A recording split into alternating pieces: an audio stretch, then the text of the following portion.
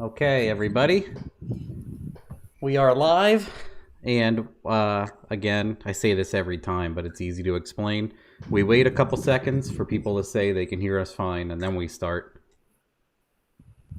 Okay. See if they can hear me. I don't know. I don't have a microphone. It's all built in. So let's see if the guys can hear me properly. We have audio and sound, loud and clear both. Good. Okay, well, we're good. So I'll just quick introduce, and this is Cesar Enriquez from Horsepower Factory. You are the tuner. I don't know if you're any other part Uh, of the company, owner no, or. I'm the founder. Yeah, I'm the founder and tuner and Oh, nice. literally See, everything with a owner operator deal. You got to do nice. everything.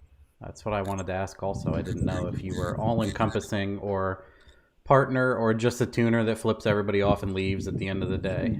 Nah, partnerships never work. Well, at least in my experience that I've seen. Awesome. And then, so I would say just if you could summarize what you do right now.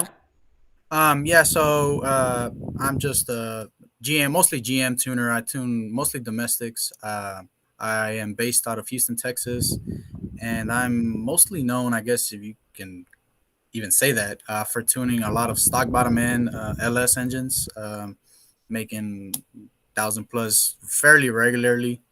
Some people say that it's just a bunch of internet hype and it's all fake or whatever you want to call it. But yeah, that's mostly what I do, and hopefully I can learn from you guys, and you guys can probably learn something from me. All right. They say people they say Gen 3 Jesus and I said Caesar 1K Enriquez. We say it all the time on Facebook. My friends made me like a nice big chain that says Caesar 1K. I've been meaning to put a picture of it, but I don't have Facebook anymore. I'll probably put it on Instagram or something, or on the video, on a YouTube video. Yeah, I don't know. Well, I've hear that too. Someone just says, "How close is Matt's microphone to his nose?" I think there's a fan or something that's hitting your laptop. Every now and then, there's like a wind sound. Oh, okay. Yeah, it is a fan. Yeah. All I right. turned There it we off. go. There we go. I'm like, it sounds like Yeah, yeah, it's yeah. like It's one of those. Yeah, it's one of those. Yeah, I'm like, I'm pretty sure it's exact. I was watching the one in your background, but I yeah. wasn't No, moving, so I'm like, okay, no, it's not that no, one. that one's off. All right. And then I always like to ask, what was your last job? My last job. What was I doing? My last job. Um, Man, I haven't had a real job in a long time. Well, that's fine. That's a good answer. But I think I was a pharmacy tech at CVS. Oh, okay. Yeah, Quite a change. That's cool to hear. yeah. Well, actually, yeah. Was it? Yeah, pharmacy tech. I graduated as a petroleum engineer, or I have a master's in petroleum engineering, but Damn. it just fluctuates too much. The oil field fluctuates too much, and unfortunately, it's what they call a kleptocracy. So it's who you know, not what you know. So Hmm. I don't really know too many people, and I suck dealing with people, anyways. Yeah. You know, I don't like wearing business suits or going to those wine tasting events and things like that. The boys club. Yeah, yeah, you know what I'm saying. Old Yeah, white dudes. I mean there are all types of flavors in there, but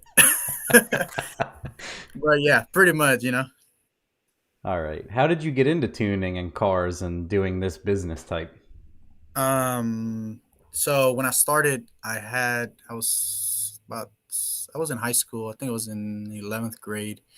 Um, my dad bought me a Nissan 350Z at the time, and it was fairly new. I think it was maybe like 2 years old. And it was some Central American dudes. They ran like a body shop, um, and they ended up repairing it. Well, I mean, this is all after I bought it. My dad bought it for me, and he ended up giving it to me because I graduated when I was 15 years old from high school because some medical issue I had, and I was forced to graduate early. So he gave it to me as a gift, and it was a salvage title, and um, I was somebody hit me in with that car, and when I took it to the body shop, uh, they told me, hey, this is a very dangerous car, blah blah blah. I ended up selling it, and I ended up buying a Supra, MK4, and that's where it just everything just hit the fan, and I bought a turbo kit, bought a standalone. I think it was a MAP ECU. It was called MAP ECU at the Oh time. yeah, I've heard of it. And yeah, I started building it. I ended up um, tuning it, but I couldn't really make it run that well. It was on a piggyback, so I took it to this one shop right here in Houston. This was back in like '07, and the guy charged me like $800 or something like that, and it wasn't. It didn't run that well. Come to find out, it wasn't really his fault. It was just me building a bullshit, car. I didn't have the right parts, or things like that. I ended up doing a lot of crazy stuff with that car. I put a 480 back in the day, like in '09. Wow. Um, put like paddle shifter, and I did a bunch of crap. But yeah, that's how I started. Then one of my buddies. I mean, there's a lot of trucks here in Houston, Texas. Um, and one of my buddies said, "Hey, yeah, I know you tune these imports, so can you tune this truck?" And he bought the HP tuners, and I ended up tuning it. And then he beat another guy, and then he beat another guy, and it just kind of spread like wildfire from there. And I mean, next thing you know, I was doing this thing every day. You know, I was going to school at the time, but I mean, I was doing it every day to the point where I had to get a shop, or I had to, somebody was contracting me every other day. You're like, well, I need to do this now. And then I had two more questions, but you went over them all in your short story. So that's perfect. I didn't Cool. even have to ask him. It was about first car and how long you've been tuning, but it makes sense since like So '09 it's or whenever you. probably like, yeah, like 12 years, something like that. And then when did you first hear of Sloppy? Actually, a buddy of mine mentioned you, but I think you had like a Fairmont or something like that. Yeah, I've had Um, early on, like in 2010 or 11, I started building the Fairmonts, and I always had one for a while. So I think the one that got the most uh, recognition was I changed the setup on the gold one, the all gold one, like 20 times. so that was the one that I ended up seeing. You were just driving around, like kind of making choo choo noises and stuff. You're just blowing the tires off Yeah, yeah. everywhere. It was like Turn a I think corner, it was burn on them. 90. It was on like gasoline, right? I Oh think. yeah, yeah, Yeah, and you would call it Wawa gas, but I thought it was a joke. But apparently, there's a gas station that's called Wawa, right? yeah. Northeast up here, the tri-state area, we have gas stations called Yeah, Wawa. I just recently found that out, like maybe a month ago. It's like when you go somewhere and they're like, "We have a Honeys or a whatever or a Pilot or a yeah, we have Yeah, yeah, we like a have Loves. Wawas." Yeah, Wawa. I Yeah, called it Wawa cat piss. yeah, yeah. I thought you were making a joke, and then I was like, oh, there's an actual brand, but I guess it's just probably the most unreliable fuel you could probably pump. It's bad, yeah. Yeah, So making good power on that cat piss was yeah. A testament to the setup. significant. Oh, my wife jumped on and says, "Wow, a real tuner." Nah, not me. First time I heard about Sloppy was doing the nitrous rental cars. Yeah, someone wrote that. Yeah, I remember when I first met you or heard of you or talked to you was I was doing the Don't BS Me builds in like 14, 15, 16-ish, I think. And I'm like, hey, I want to do stock ECU flex fuel stuff. And everyone's like, oh, I've been doing that for years. I'm like, well, give me a base file or show me how to do it. And then no one could Nothing. produce it. I'm Nothing. like, Yeah. you are all full of shit. This is everything Yep. I've learned in my entire life is everyone's full of shit. Yep. So I was asking, and someone tagged you, and then between you and Ortiz, you built the 80E, 2-bar PO1 and a 3-bar P59 Yep. flex everything conglomerate. And then I Yeah. gave them all away, and then everyone's like, wow, this is great. I'm like, yeah, I guess it existed forever, but I'm the first person to give it away. Yeah. Actually, I think the very first guy. I'm not sure. I honestly I could care less if where it was first, but I think it was James Short that was doing the hex editing, or doing using Tuner Pro to edit the Yes, bin I heard file. of that too. It was him And I Yeah, I'm think pretty that sure it's him. that Frost Tune guy, you know who that is? Oh, okay, maybe I him as think well. he and Jared, or he and James, or James, someone initially started it. But yeah, it was nice that we were able to. You took like a Tahoe. So we had all different licensing and Yeah, it was a abilities. bunch of So yeah, someone took like a Tahoe OS and stuck it on a thing, and then we ADE'd it, and then yeah. we were I able fou- I to. found I found that out because one of my buddies, his name's Jesse. He does a bunch of harnesses for us and like wiring. He does like diagnostics when it comes to wiring.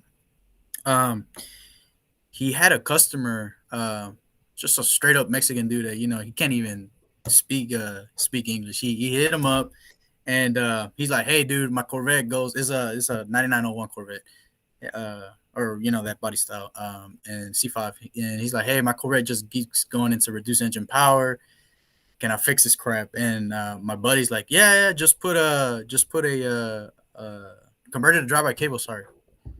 And so the guy converts the car to drive by cable, and he puts a P59 from an express van. And he's like, "Oh, I mean, at the moment, I'm like, what? I mean, I didn't know you could do that." He's like, "Oh yeah, yeah. The express vans, they're green and blue, but they come with drive-by cable capabilities." Kayak driver, yeah. Right, but he had no idea about the flex fuel. He doesn't tune. He just does like the basic, harness He knows all the and stock end stuff. yeah, he knows every wire by color, by pin number, by everything. He knows exactly what's going on, and he ended up converting that car. And the PCM he used was from an express van. Well, I noticed it was drive-by cable, had flex fuel, and it was on a 9901. And I was like, oh shit, we could do flex fuel now with 3 bar. And I kept it to myself, I guess, if you want to call it that. But I ended up a lot of the customers that would come in, they would complain about, hey, I drive a ways out, and there's no 85. Can we do something about it? And there was no Terminator X at the time. There was just HP and Dominator. And so I would hook them up. I started making kits for the early models, and eventually I think I made a thread on LS1 Tech because I was selling them, but people would call me out like, "Hey, you can't do that. It's just not possible." And I kind of had to educate the people that, hey, I mean, you can. I made a thread on LS1 Tech. I showed them how to do it, and hopefully that would drive my sales up, I guess, if you want to call it that. Um, but the opposite kind of happened. A lot of people just started selling flex fuel kits for F bodies and C5s and whatnot. And then the Terminator kind of came around, and well, P59's out the window. I mean, it just doesn't make sense to do that anymore. No, not at Yeah. all. Even like fairly capable things like the stock truck OS and other things that were great before, I'm like, it's worth so much more to integrate this thing. Yeah, it's just it. Yeah, if people use stock ECU with flex fuel, I started kind of turn them off now. Like I don't want to do it. Just I don't know if you ever noticed while tuning, like sometimes the ethanol content shit does some weird crap during the middle of the pool, or Mm-hmm. when you just flash it, like it reads 8%, then it slowly climbs up to whatever ethanol content it has, and I just find it's too inconsistent sometimes. So I'm protecting myself. I don't want to be blamed for anything, and I just rather not do it. That's the big thing I tell people. It's to have your cake and eat it too. Right. And then if you swap your tranny or you swap your throttle body or you like literally they don't get it like how good it is for them and you. And if they take all the work out of your day where you can actually concentrate on getting the car right instead of fighting a Yes. stock Instead of computer. diagnosing, stock ECU stuff. And then it literally logs everything, not just the PIDs you choose. Yeah, And that then you if can you load it choose. with PIDs, your rate goes down. And yeah, there's just, I like when I said this before on a few podcasts where right when it came out, people were like, nope, stock ECU is still better. It's still more cost Nah, effective. Nobody makes those videos anymore. no, I no. think those people just never realized the potential of a standalone where you can like X, Y axis 3D table every Yeah, input user and defined. output. Yeah, Right. they definitely weren't understanding that. Yeah, But I mean, don't get me wrong. I still do the stock ECU stuff, but like I said, it's a dedicated file. It can only run one fuel, whatever you end up choosing, and I mean, if your voltage drops or one pump gives out or whatever it happens, No safety you're net. you're shit out of luck, man. Yeah. Too And much boost, gone. yeah, so I end up doing is I look at the customer, and I hate to sound like a dick, but I look at him like, he looks like a dumbass. I'm not gonna tune it because they don't know any better. You're gonna keep their foot on the floor, is misfiring, is going lean, is throwing all the boost, and it blows up. But the guys who race, like the guys who let off, hey, there's something wrong with the engine, and they just let off and then take it back or try to diagnose it. I end up tuning their vehicle, with the stock ECU. Yeah. Well, I say the same thing to people when they want like every ounce of power. Right. Uh, I'm like, do you trailer this to the track? Do you cool it down and check everything and let it Yes. sit for an hour and then make a Yes. hit and then pull a Yes. plug or two? Or you Yes. just want to do 1,000-foot burnouts? Is it a drift Yes. car? Because I will Yeah. tune it. Because every now No. and then people get, I'll ask, like, are you going to beat the shit out of this? And they look at me like they don't want to answer. And I'm like, They're understand, scared. I'm Yeah, they're tuning scared it to answer. accordingly so you can Yes. beat the shit out of it. Yes, yes, yep. They're scared. I kind of gauge them. Like I can tell just by looking at them. You can tell when somebody just likes to fuck off and burn out and do 10 hits at 20 pounds of boost nonstop. Like I can tell, and either I tone it, I make the power on the dyno so they're happy, but then I don't tell them. I turn it down because I know it's gonna either give out or something because they don't know jack shit. Yeah. Um, but on the other hand, I love dealing with the guys who, hey, it feels a little funny. I never heard that noise before, or you know what I'm saying. I like dealing with those kind of They people know because their car and what to yes, expect, and they're yes, realistic above all. yep. And I'm almost gravitating towards those kind of people now. I'm starting to not do the what we call fuck boys, I guess you want to call it that, Yeah, it's not worth right? marrying those cars. No amount of money is worth marrying Exactly. the owner and the vehicle. Yeah, yep. So sometimes I've had instances where I give the guy this money back, like, look, dude, I don't want to deal with you. Your money Yeah, is not worth it. I've done it too. We're done. Yeah. Yep. Everything I Yep. did, you can have. No hard feelings. But Yeah. No what hard feelings, but get the fuck out of here. I said to one person, I was like, you need your hand held, and I'm not a hand holder. And I don't mean that in any negative way. I'm like, you Yes. can find somebody that will hold your hand, but you're going to have to pay for it. Understand? Yep. And that it's not me. I apologize. I should have vetted you better, but I'm not going to hold your hand. I can't. Yeah. Yeah. Yep. Yeah. I think it's like I said, we were talking about the tuner syndrome. I think we all go through it. Every single tuner. I'm just done with this. I don't like dealing with that. It just at the end of the day, those $400 or $300 ends up biting you in the ass because people start rumors or they say, hey, this guy blew my shit up, and it was actually the other way around. It was user error, or he didn't do something properly and it blew up, and now you have a bad rap just because you want to make $400 on the spot, and it's just not worth it. Yeah. It's like when Garrett, if you watch the episode I did quick with Cletus, where he Mm-hmm. talked about YouTube, how there's like from like 10 to 75,000, it's like a unbearable amount of negative shit piling you have to just climb Yep. through, and then Yep. it goes away. But he's like, it's like I was calling it the midnight zone, or the first layer of hell or something. Yeah, like that the pile of bush you have to go through to just kind of start seeing the light. Yeah. I said, be ready. Like he was saying to his one friend was starting a channel, and he's like, get ready, like get ready for the zombie horde Yeah. to hit you. Oh yeah, the internet is always right. Someone gave us $5 earlier, and it just said Cesar 1K Enriquez. It says 9 sec tuna, as in TUNA. I think it's my buddy Solomon. Maybe let me see. And then Yeah, because another guy, he'll probably say that. like Ortiz always writes TOONA tuna. Yeah, Tune Looney First, Tune. first live stream I've been able to watch. Just wanted to say thanks to Matt and the community for everything I've learned, inspiring me to start my own build. Cool. He gave us $10. That's some good taco money there. Awesome, thank you. Um, but you remember going back to the setup discussion we were talking about. You remember when people were running like the Magnums and those Brazilian turbos and Yeah, Master those, Power. Oh yeah, yeah, Master Power. Yeah, it's a That was the Brazilian only brand, shit right? there was. Yeah. Man, the Mexicans here love those quick spooling turbos. And I ended up coming in when I first started doing this LS stuff.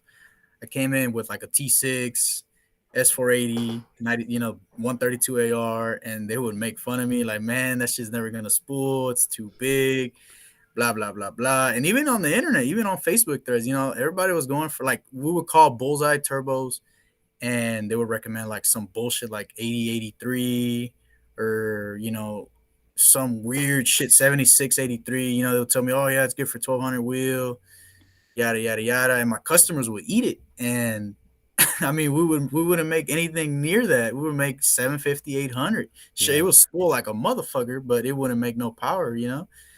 And it's just funny how every year it's just the turbos keep getting bigger on smaller motors. It's just ridiculous. The converter technology and the spool valves and all that shit is just getting crazy. Yeah, my favorite lately is Jack Roberts, Squirrel Tuned. Yeah, Has a the GT55 on his stock bottom end on the 4.8. 4.8. It's Yeah. like a 101 110 or something like that. And then Yeah, yeah, he man, has like if the double dump and the three step. That's something I learned from him too that I didn't know was a thing. I love learning stuff like that. He's like an information powerhouse, Jack, incredible. But well, they the have three that. step. What's that? So the 3 step is it where you foot brake it and then 2 step, then you hit the trans brake, or no? What they do is it'll because it comes on the dump valves, and so say it spools really well at 4900, but it hits the tire way too hard. So they bring it down, So it'll dump the dump valves, it'll go way up, it'll light the boost, and then when it hits a bring it certain down. amount of boost, it puts it down to like 3500. Right. I think I've heard that on. I think the new Holly V6 has that feature. I think so. It's built in, Yeah. and then Yeah. but yeah, you hear like it's funny now that I heard him talk about it. I can hear it when someone's on the line, and I can hear like Motec cars and other stuff. I can hear everything doing that now. Yeah. It goes up in RPM, builds what pressure it It needs, goes and then it way up, then and then it it brings goes it down. and it drags Yeah. it And, down. and It changes tone, but it's right. it's So cleared the boost hump. right. Yeah. Yeah. I know exactly what you're talking about now. Yeah. All this. I guess we can call it technology. It's definitely getting crazier every year because every time I do end up looking at some Facebook either through my friend's phone or somebody tells me is people are getting bigger turbine wheels, people are getting bigger turbos. And I remember like 5 years ago, at least here locally, they would tell me, man, I'm an idiot, it's just too big of a turbo, it's not going to work. And now everybody's doing the same thing. Now they're putting dual 8096s on a 6 liter, or things like that. Yeah. So I find it fairly interesting that where this is everything is headed to, because of the technology, because of the fuel, the converters, all that. Did you want to go over your soapbox notes? Let me What see you what what you want to address before we go into questions? let me see. My chair creaks so much; it's so annoying. Well, I want to ask you, what misconceptions have you heard or people always tell you about stock bottom end stuff whenever you end up talking to the customer or end up tuning? I think not much anymore. I think because people that I do tune have watched a lot of my videos, so they know most of them know exactly what to expect, and they know to err on conservative, so they're not upset. And they're copying pretty proven combinations. A lot of people still think the Gen 3 is garbage, but man, I learned how to manage those like 3 years ago, maybe from like you and Chris and everybody else. With the I used to do like a total tabletop timing table, and then my stuff would survive because I had poor converters. Right. So then once, Um, oh go.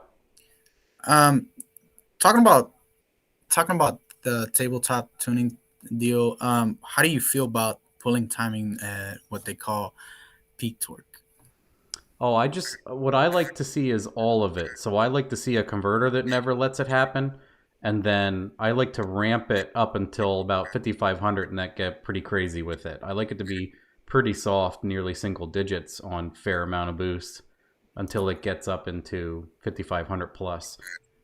Right. I mean, like I said, I've sometimes I scour the Facebook threads, and I see a lot of people saying, "Hey, you need to pull timing at peak torque, and you need." I mean, they start talking about very technical terms like cylinder pressure, as if they could actually see As that if they in have a real time. transducer in the And combustion a chamber, pressure like a transducer. Right. I mean, like it kind of makes me laugh. I mean, it is true, but it's way more complex than that. nobody Super has complex. that data, and whoever you are saying that, you're clueless. Yes, pretty much. I kind of want to say that, but I've noticed that I really I don't do anything special, man. And I know you don't do anything special. Nobody does anything special. I honestly, wholeheartedly believe it's just the combination, and most of all, it's the converter.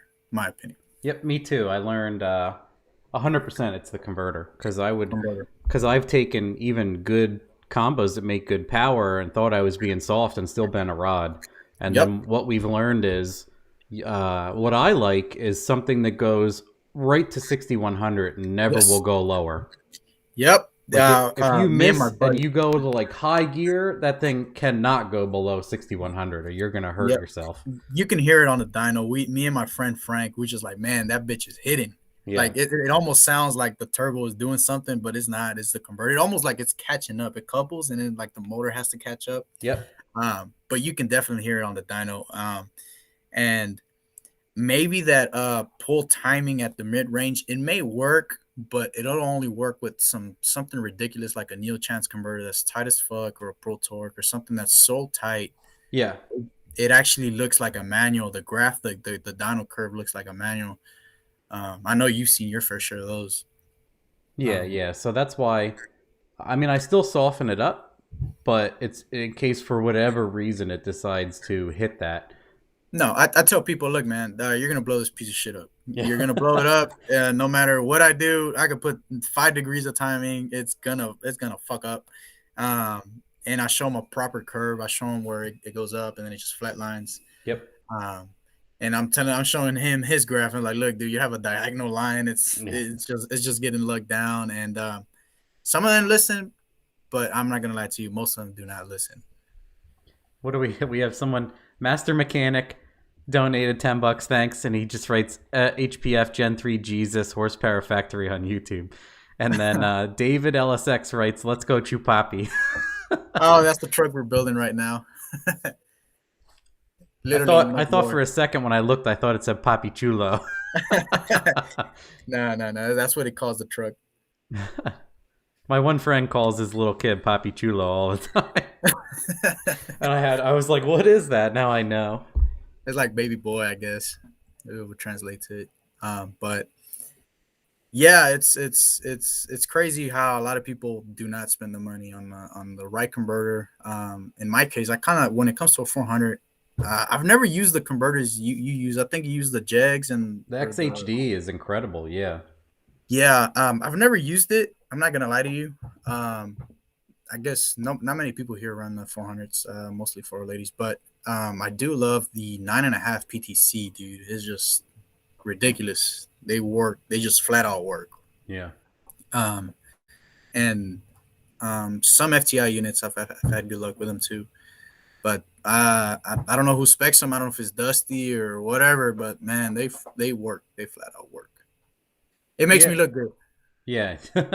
They make me look good because I'm not doing shit, dude. It's all in the setup. It mechanically has to Makes sense. they have to shake hands. And then Yep. yeah, what I've learned is most of the time an 800 wheel setup, like a classic larger sloppy mechanics setup, it'll go to 65 and never go below. And that's Yeah. perfect in my opinion. So Yeah, for sure. Especially with like all this high boost stuff.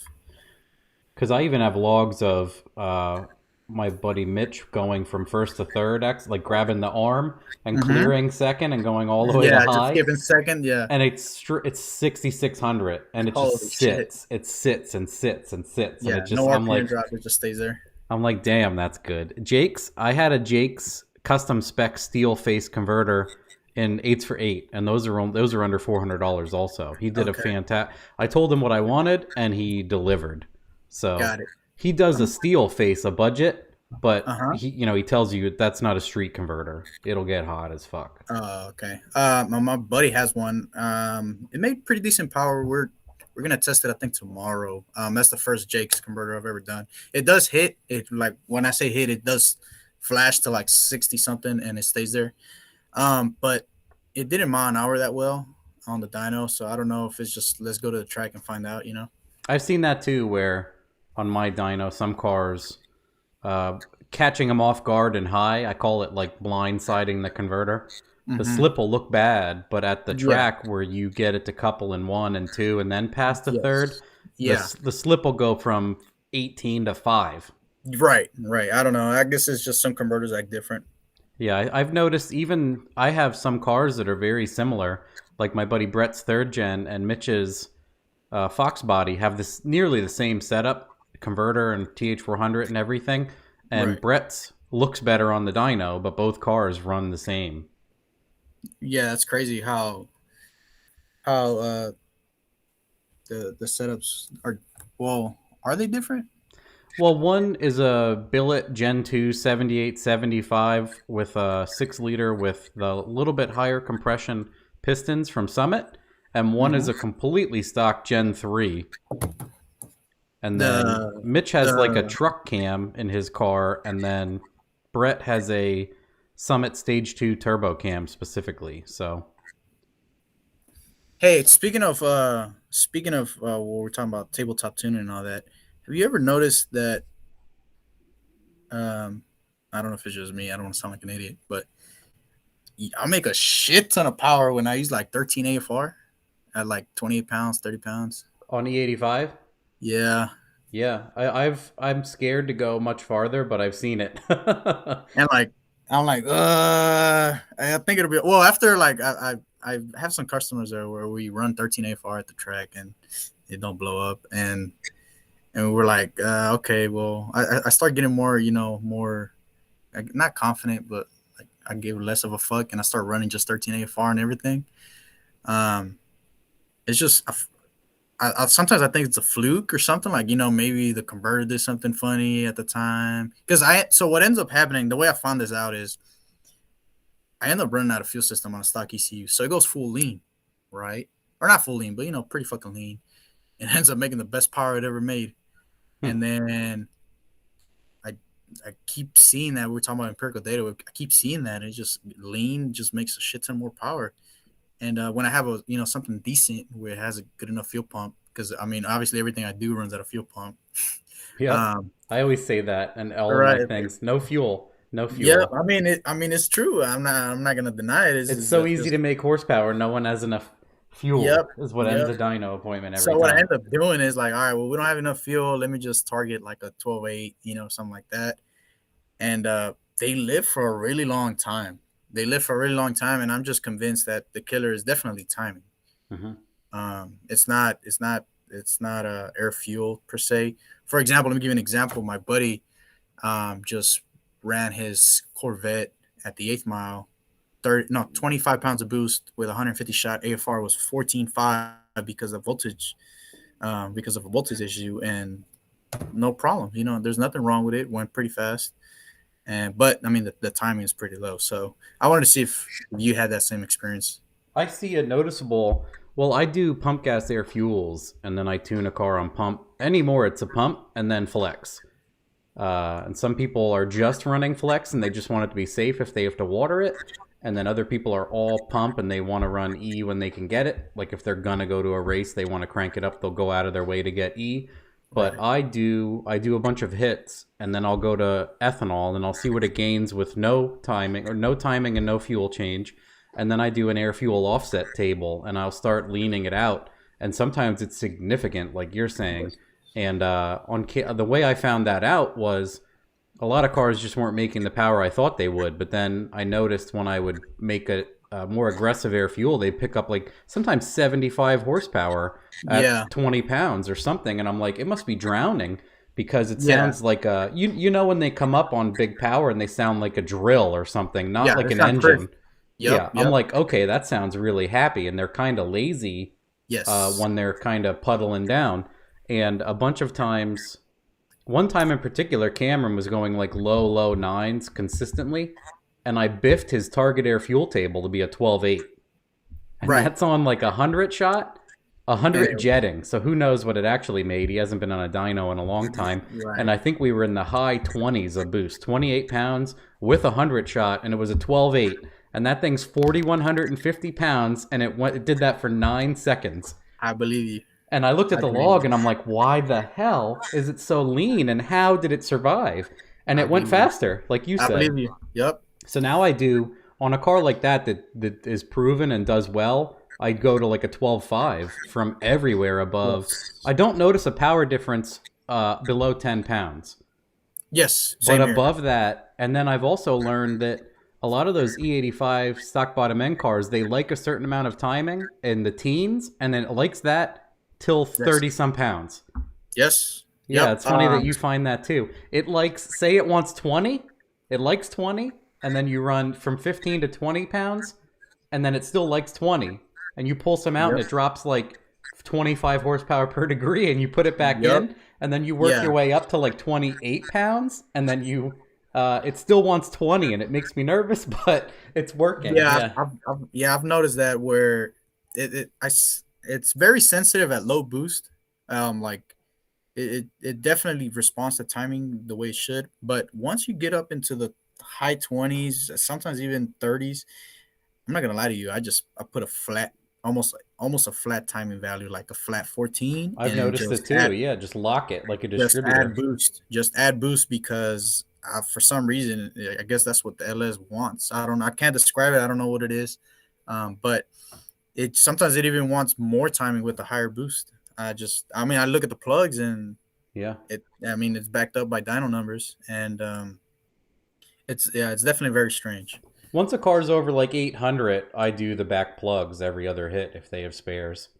Yeah, But yeah, pull the back ones every now and then. One of the other things that I've noticed tuning stock bottom ends is at least in my experience is when they don't have like an expansion tank. I notice they tend to lift heads kind of easily. I don't know if you've noticed that. You know how like the On3 performance kits sell you like almost like a T with a radiator cap on it like the for the stock cop. truck style. Yeah, but they put like almost like a pressure cap thing where you cut your holes and you put clamps on each side and has a where you can fill it up Hmm. because the stock radiator on a truck doesn't have a cap. It has an Oh yeah, expansion it goes tank. to the expansion tank and then it has a pressure cap. Right. So I've noticed whenever there's no expansion tank on a LS, they tend to have a lot of coolant pressure. I don't know if it's just the fact that the heads are generating a lot of steam, and eventually that steam can't go anywhere because there's I mean an expansion tank is called a degas tank. So Hmm. you fill an expansion tank midway, and then the other half is for the gases to get out of the cooling system. Yep. You know what I'm saying? So it's one of the things that I've noticed that not a lot of people talk about, if at all. I think Kurt Irvin has mentioned it once or twice, but I think it's something that a lot of people don't pay attention to, and I find it very helpful to have. That's something that I didn't realize, but now makes a lot of sense because I did a lot of stock turbo trucks where they have expansion, and I've done coolant pressure, and it's rock solid. And then other cars like a Swap Yes. Fox body where Yep. it pushes it till like it'll drop 3 inches No, I below know the exactly what rad you're talking about. cap, and you just leave it because you know it's going to expand. But it makes Mhm. sense to give it that. I always like the stock style setup, and Yes. actually, the accessory drive I have has it's a Holly one where you have thread in bungs and you have caps, and it has like a 1 inch thread on the bottom of the water pump, and I bet I can Mhm. run that to an expansion tank like a 5/8 hose, and it'll help Yes. with because that's Yeah, what. I think it keeps the steam out of the heads, and I mean, it just keeps the heads cool. Because I don't know if you've noticed.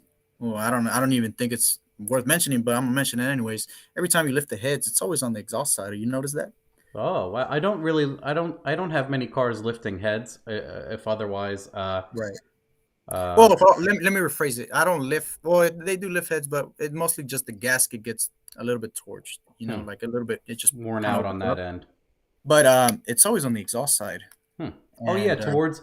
I mean, I have seen nitrous guys. One of my friends, was spraying a WS6 a bunch, and it actually lifted the head and shot coolant all over the shock tower only, and then it was running fine. Like, it just lifted it under the big shot. Yeah, yeah. It just pushed the gasket a little bit, and it kind of reseals. But I mean, after it's breached, I don't trust it. Yeah. I mean, I run a coolant pressure sensor on everything I do Holly, um, and I almost have like a whole catalog or like a bunch of logs of different setups with different cooling systems with different. I mean, a lot of people call them swirl pots or degas tanks, and I All of look the at the above. data. Yeah, and I look at the data, and I noticed 9 out of 10 the stuff that doesn't have an expansion tank or anywhere for the steam to go to ends up having higher coolant pressure than normal. You Yeah, know? that makes sense. Yeah, there's somewhere to like burp that air out of the line.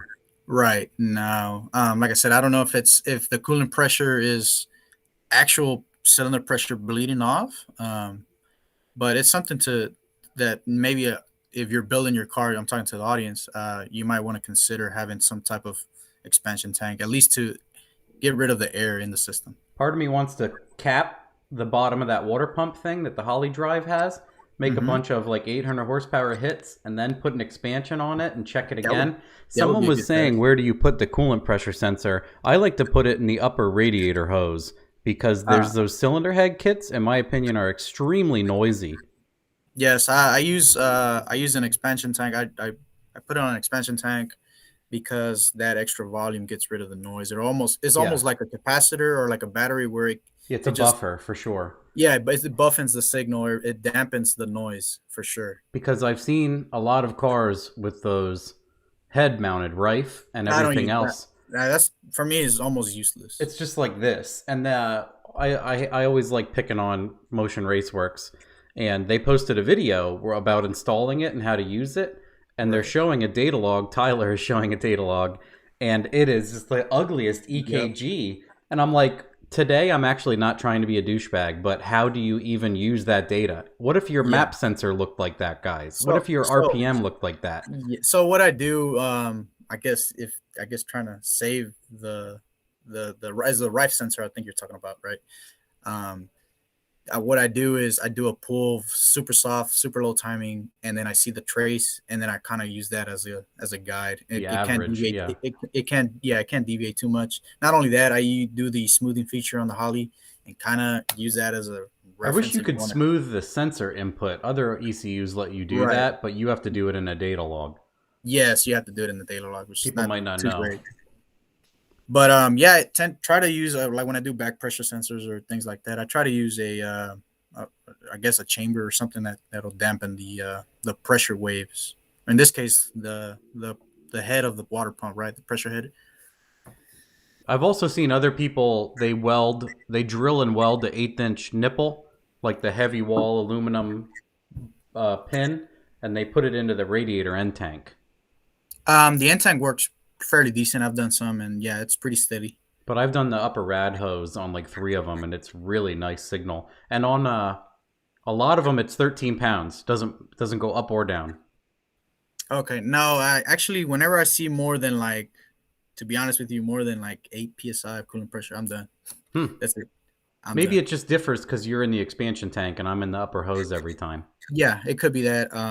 But you kind of follow. You can kind of find a like I said, you find a medium or Yeah, you find trend. a norm. Yeah, you find a normal trend, and then if it just deviates from that, then you know there's something going on. Yeah, because I did hits on like on my truck. I had a 2.5 pound wastegate spring, and on 2.5 pounds it would never go over 13. And when you're cruising around and when it was warmed up, it was 13. And then I do a Right. hit on 26 pounds and it would be 13. So 13. I'm like, Okay. man, I'm definitely doing okay here. With an expansion tank.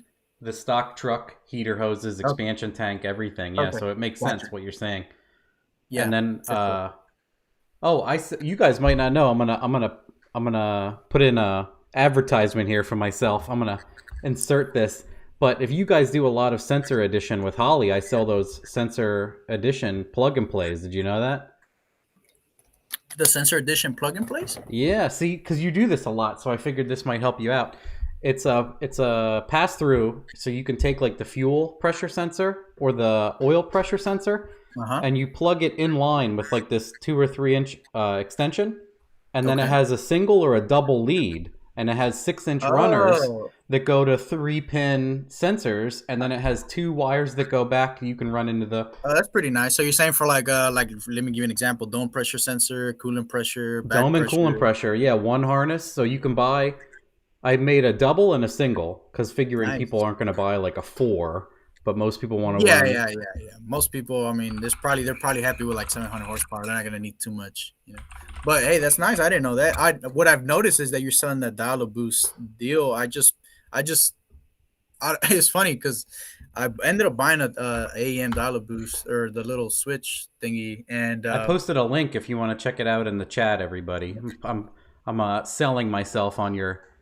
So nah, a it's a lot of good I deal. don't sell a lot of these, but I think it's because people don't know about it. They don't know what. Yeah, they don't know Oh, let about it. me. I posted a weird link here, guys.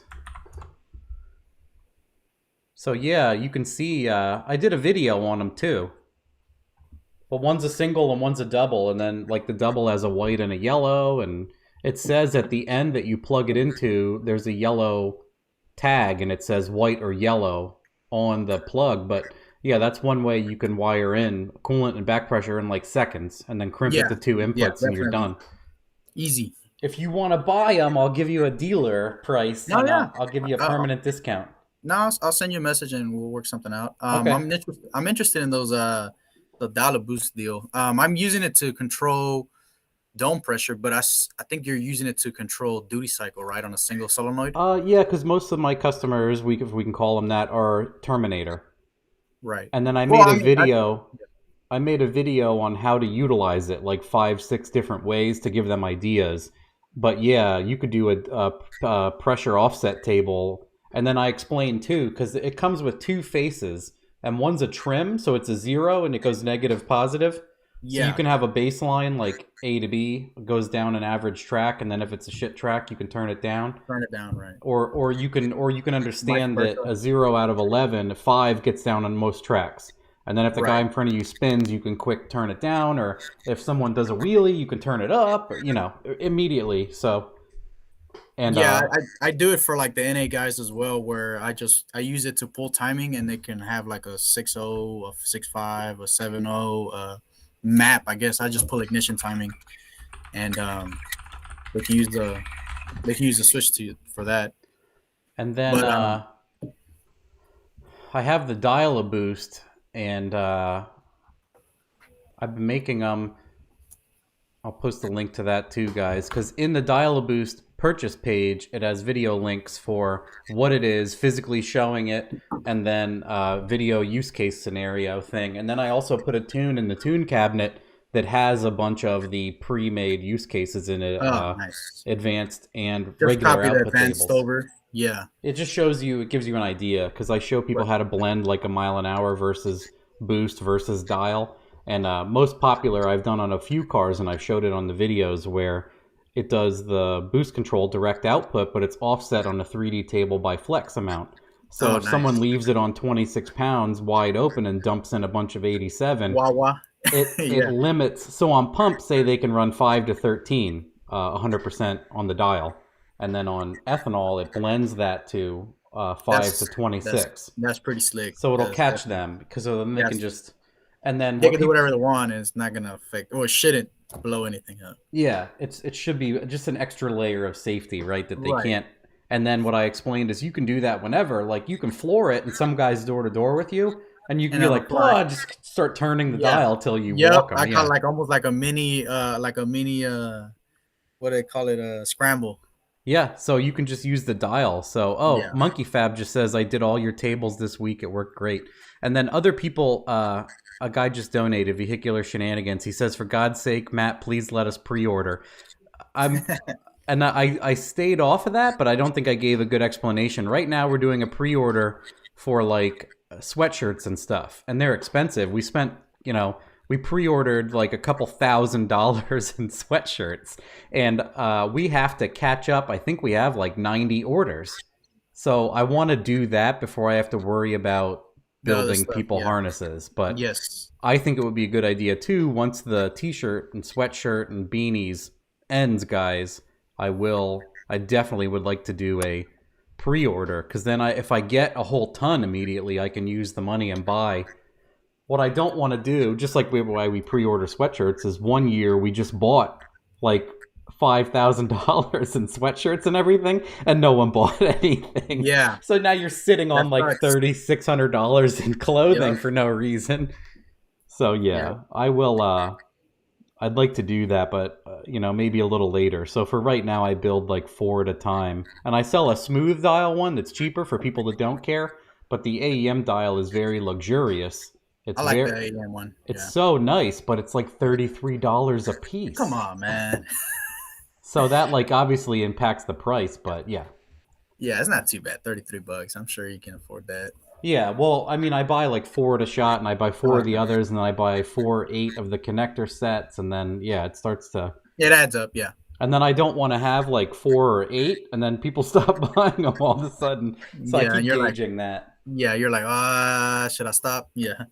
Yeah, Monkey Fab just says I've been there too many times. I gave up on hoodies. Yeah, it sucks. I'm in the middle of making a merch purchase, and yeah, I'm trying to gauge how many I need, how many I need to buy, It's because it tough. sucks when you're sitting on merch and it's just money sitting there. At least it's pretty easy for me because of my like social presence. I can be like, "What do you guys want to buy?" Absolutely, Or absolutely. my Jamie can be like, what color sweatshirts? Should we do green this time or black?" And then people let you know.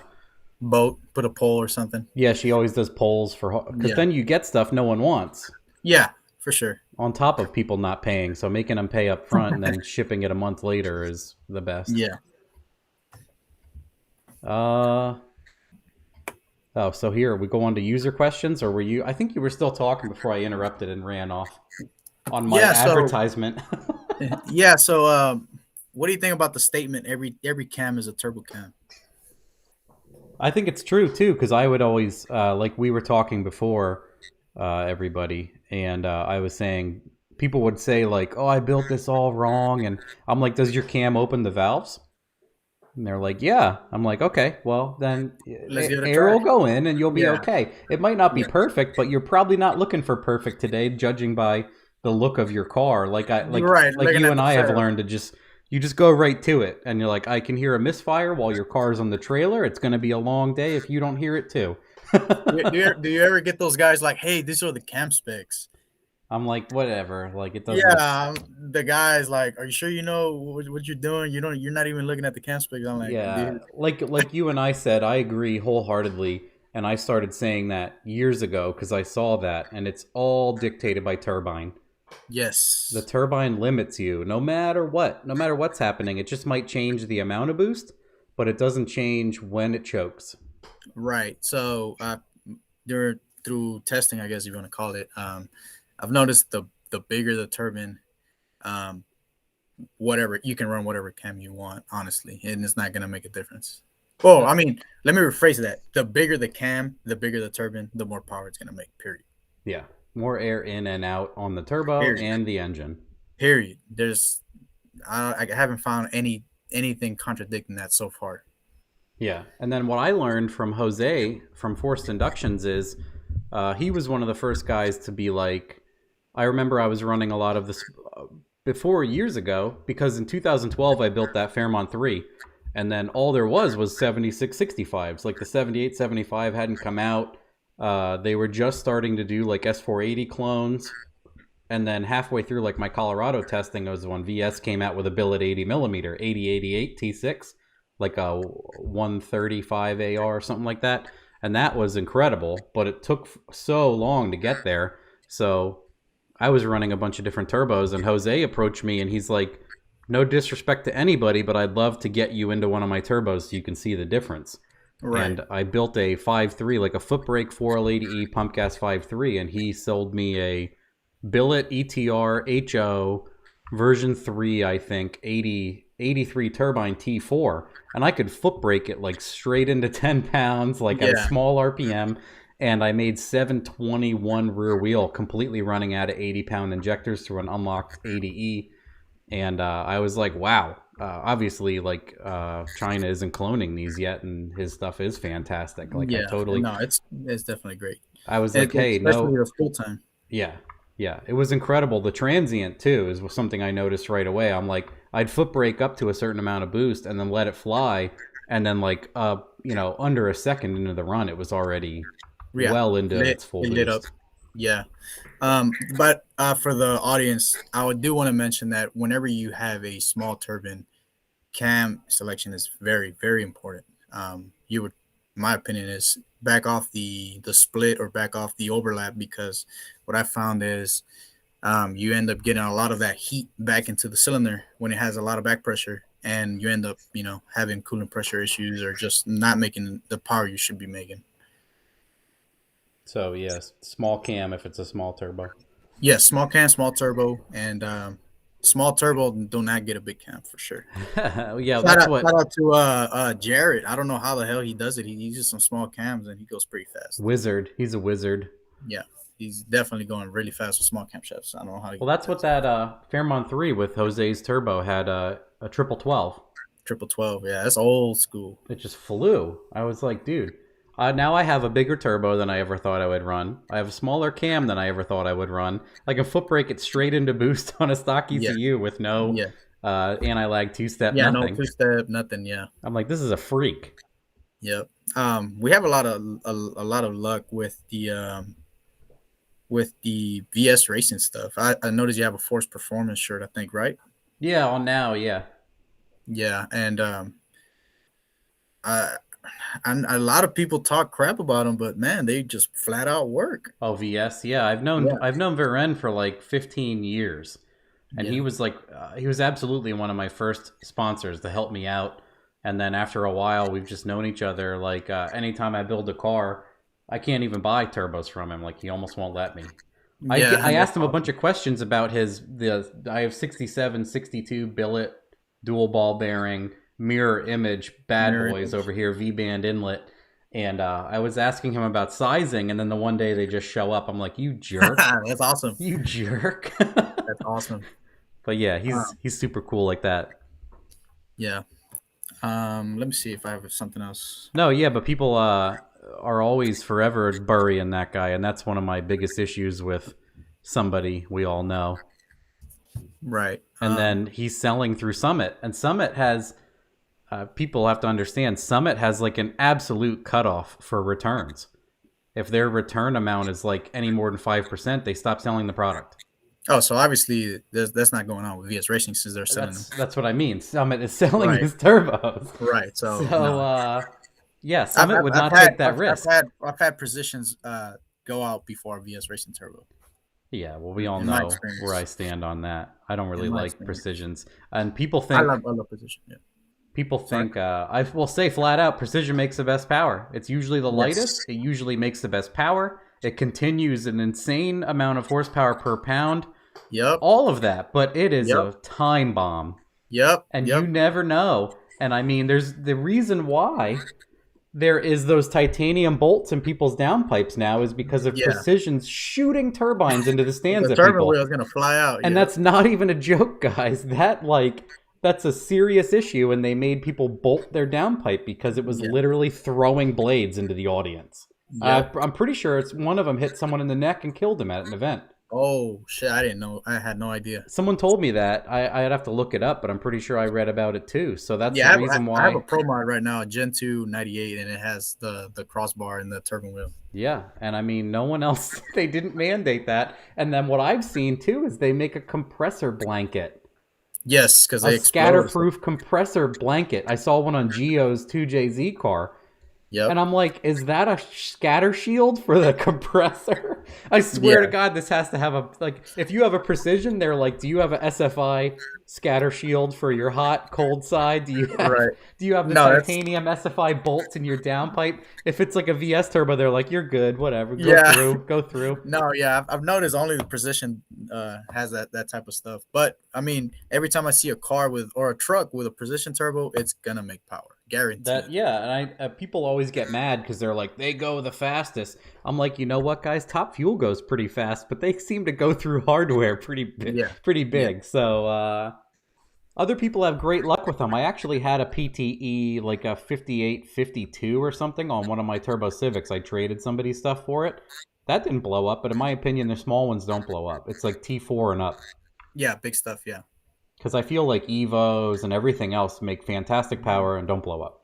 Yeah, they last forever. But then anything like S400, you're seriously, yeah. I mean, every time you see them on Facebook, hey, brand new, just came from I say that too, Precision. and people get bent. They get bent Yeah. out of shape. I'm Yeah. like, recently rebuilt. It's like every Trailblazer SS motor.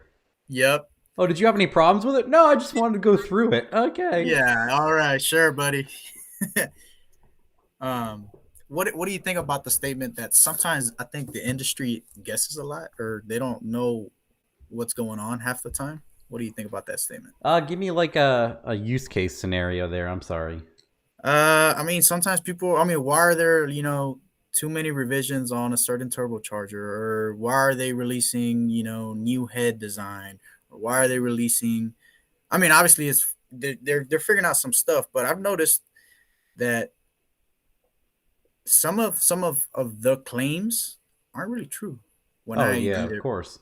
put them on the dyno or go to the track, and sometimes I just feel like we're constantly getting duped, No, because and people like new stuff and people buy it, so that's why they do it.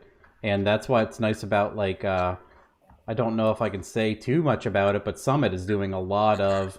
They've been doing those blogs and testing their own stuff and showing everybody results, good or bad. They've been working with like Holdener and me and everything, and they're showing you stuff that works with their products. So that's right, nice. And then they're actually giving you. That's one of the reasons why they like me is I do like an entire build sheet. So if you want something, they give you all the links to their parts. So they're not just trying to push parts on you like I am. I don't care. I don't make money off of any of this stuff except for my harnesses that I make. But they're like, this works. We want you to be happy with it. If you get all this, you'll be in a similar position. So right. I mean, just to give you like a quick example, like all these cam manufacturers, I used to cam manufacture. I used like one of their stage 3 NA cams, and it made I think like 420 horsepower. Then the guy was gonna go to a blower, so he ended up putting a blower cam, similar duration, and it makes way more power. I mean, those are the type of things I'm getting to. Like, I think sometimes they're just guessing, absolutely. Yeah, I agree. And again, like I said, people just want. I think also part of it is customer pushed because everyone just wants a stage 8, stage Right. 14. Stage X. Because I was going to mention this earlier. Is I used to get plenty of people where they're like they have the small turbo and they're like I got a stage 4 turbo cam and it's a 5.3. And I'm like, you got no cubes, no turbine, Yep. and all It's the just fucking camshaft, the like shittiest combination ever. back pressure monster. So Yeah. it just fades so early. But yeah, it's funny how it all works out like that. But yeah, I think they're just giving people what they want, and then other people are just stabbing at it. I don't know. It's a weird situation, right? That's why I know people don't even know what they want sometimes if you let them choose. So that's why. Oh, absolutely. I see that every single day. They don't know what they want. They don't know what to do. I mean, every day my experience is, hey man, I want to make 1,000. We end up making 1,000. Hey man, I want to make 1,100. I want to make 1,200. I want to make 13. I mean, I tell them, man, dude, you don't know what the hell you want. Yeah. So that's every day, dude. I look at them in the face and I tell them, really, do you really want 1,200 horsepower? Yeah, well, there's plenty of those guys. Plenty of people I know. Like my Colorado made 850 on a street tune-up pretty easily, and I would take them for a drive, and I'd turn it down to like 450, and they were And like, they're like, "Man, "Holy this shit, is that's wild. fuck." 850 is so crazy." I'm like, "It's 450." Yeah, they thought it 450. was 850. Yeah. Yeah, in a 3,800-pound truck, this is 450, and they're like, They don't "What?" respect that horsepower, man. And then everybody wants a Fox body that makes 840. No, they don't. And I'm like, you are probably going to die. I always have to have that, especially if it's an 80E car and a Fox body that makes 800-ish. I'm like, you're probably going to die. Like, you got, Yep. I have to When have it the kicks dad down talk gear, with him. oh, man. I'm like, Yep. that's going to light from a 40 roll, and it's going to go, if you're in overdrive, it's going to go 200 miles an hour. And Yep. by the time your brain realizes what to do, Yeah. I said, you're going to lift, and it's going to take 300 feet for the tire to slow down enough for you to straighten out the car. And if you touch the brakes, you're going to tumble through the weeds, split the car in half on a tree. You're going to lid it, or, something. But No, yeah, for sure. I think the internet, probably desensitized a lot of people to horsepower, or maybe it was social media. I'm not sure which one. All of the above, and then I make fun of Kyle Loftus for being that guy, even though it's not.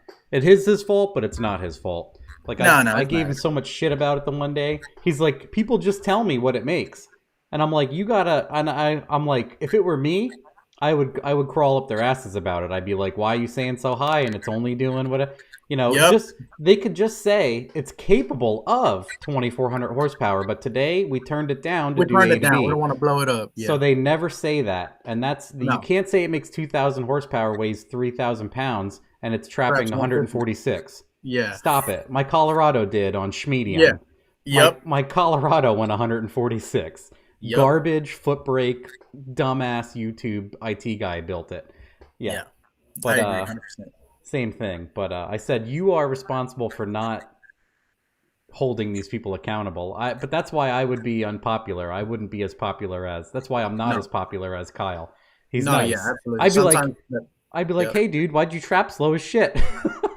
Yeah. Oh, yeah, for sure. I'll be watching. I'm like, that guy doesn't make that power. It's bullshit. And then they'd be like, don't let that guy come over here and talk to us. Yeah. Yeah. So everybody wants 840 because I remember when I did 8s for 8, I made 756 and I quit there on the live stream. I tuned it on a live stream. And you got balls. The one guy was like, you better throw that chute away because it'll never go over 150. It went 155, jerk. Yeah, dude. They have a like I said, a desensitized notion that you need all this power to go fast. But yeah. Hey, speaking of that build, do you really think it was the coils? What's that? Do you really think it was the coils? What was that? The coils, that coil pack. Oh yeah, I do. At one point I changed nothing. And I put a set of square boys, like you said. I was like, I've heard of this and I've seen it, but I've never had it happen. And now it's happening. So I didn't change anything, and I made 2 hits on the dyno, and it didn't blow up, but it snapped the timing chain, which has never happened to me in like 15 years. And I was like, I hate this car. Just lives to kick me in the balls. And it's always your own vehicle. You ever notice that shit? And it's 10 times worse if I say it's going to be a race car. Yeah. I'm like, I don't even want to drive this to the gas station. I just want it to do what it's going to do. And then, I was like, and then what we did is we threw the heads away. We put on another set of heads, which were god awful. They were looked like someone dragged them on asphalt to surface them. I put those on. I put a C5 chain on it from like Advanced Auto. And then slapped it back together, and that's when we did the live stream. And it made 756, and everyone's like, that's a joke. It's never going to go 8s. I think first pass off the trailer with a ramp was like a 920. Yeah, I remember seeing it. It was crazy. I think you even pulled the wheels, no? Oh, well, the 880, that's our issue, was the suspension. It had an inspection sticker that was like 2011 on it. So the shocks were gone. It had adjustables on it. But we tried to adjust rebound because it was wheeling so bad when we got a good 60. And then we were like, shit, we should have built limiters with like $4 in Home Depot chains. But we didn't have them. So we just, we figured out like with the launch retard and everything else out of the hole, what would stop it from massively wheeling. But it still did like 135 footer through first and second. Still went a 128 60 foot at like a 45-degree angle. And then, it went at 880 at 154.56 or something like that. And then I was overviewing all that in the video, and I'm like, guys, $5 in Home Depot chains, and this thing probably would have gone an 8.4 if we had more time that day. And they're like, you're high. And I'm like, you also said it wouldn't go 150. You also said this. You also said that. And I said the car is completely clapped out suspension and still went this fast. Yeah. When it would end up blowing up, would it just disintegrate pistons, or the first time what it did on like a medium boost hit is it shot like a potato chip size of the paper head gasket out. And I'm like, well, what I wanted to do was go 8s on a Gen 3 with paper head gaskets just to do this. Yeah. And then it shot that piece of the paper head gasket out because that was the weak link with that coil pre-firing, I believe. So then I put steels on it, and then we went right to the track because I already made my dyno hits and I was satisfied. And I went to the track, and it disintegrated number one and set fire to the oil and everything in the engine diaper and burned the whole front, like wiring harness and vacuum lines out of the front of the car. And then I'm like, damn. So we were able to fix that with the other 4.8. I think actually we reused the same block that was like it wasn't beat up enough, and I just replaced the pistons and some other things. But we only used 2 blocks, I think. But after it fireballed, we went back to the dyno, and then that's when I disintegrated a piston on the dyno. And I'm like, it would turning them into dust, dude. Yeah, Dust. I noticed when it's pre-ignition, not but pre-ignition, it turns them into dust. Yeah, for so sure. that's why I knew, because I've bent rods, and I've had the bent rod slap around, and the piston half stay in the top of the bore, and the rod poke out the block or the pan, and there was nothing left. There'd be broken parts of 2, 3, 4, but number 1 was dust. It was gone. Like the only thing left was a wrist pin. Yeah. Did you end up changing injectors before that, or No, I popped the motor I had 2 or 3 issues, and I did swap injectors back and forth. Because I had SEP 1000s, 1500s, and then I had genuine Bosch 210s. And then I did, between when it scattered, and I'm like, you know what, it's always this piston, and I've changed 3 injectors now.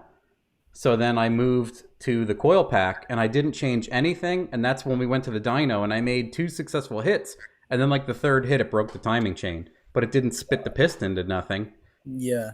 So you never end up, whenever you took it apart, you always put the left side on the left side and the right side on the right side? Yep. Oh, shit. I'd lay them on the windshield, and then I'd do everything and put everything right back down to be easy. Yeah. And that's the first thing that hit me. I was like, it's dusting, number 1. I have changed injectors and everything, but I keep putting the same coil pack in the same spot. And then what I did is I stopped at Collis Truck Parts up here. I know them pretty well. And I got a set of squares, and I put those on, and it went away. Yeah. Prior to that, I had a customer of mine that literally we went through 3 engines, and it would just disintegrate the piston. And at one point, I'm like, look, dude, I don't know what it is, but it has to be something mechanical for sure. It's not the tune. And I was taking a shower, and I was thinking about it, and I'm like, I think it's those heatsink coils. So we go to the dyno the next day. And as we were putting it on the dyno, it still had the same coils. That particular coil just died.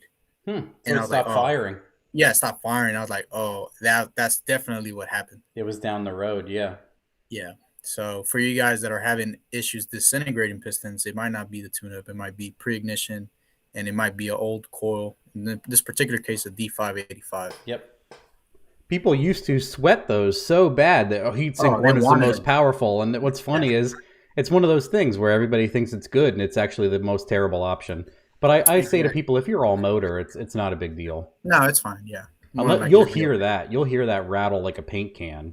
Oh yeah. So 100%. You don't have to worry about that. But I'm like, why am I dusting this bitch at 600 wheel? Well, I'm not that stupid. Yeah, because there's a lot of people on Facebook. Hey man, what do you guys think it happened? And, bitch, I can't tell. I really can't tell what the fuck happened. It disintegrated. Yeah, I mean, they got the whole piston melted, ring lamp butted. I mean, I don't know. It could have been anything, But if you're disintegrating pistons, for sure, the flame front's going down and the piston's going up. It's gone.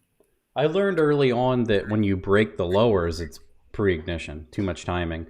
And if you break the top, it's usually got too hot for a combination of both, but it wasn't enough to snap the bottom because you heated the ring enough to grab and lift the top of the piston off. Yes. So I figured that out on my own. I was happy with that. People would tell me I don't know what I'm doing, but I'm like, I know when I was running out of fuel and questionably hot on ignition, it would lift the top. And then what I learned was I just smacked stuff with too much ignition, and they would start, it would puff out of the...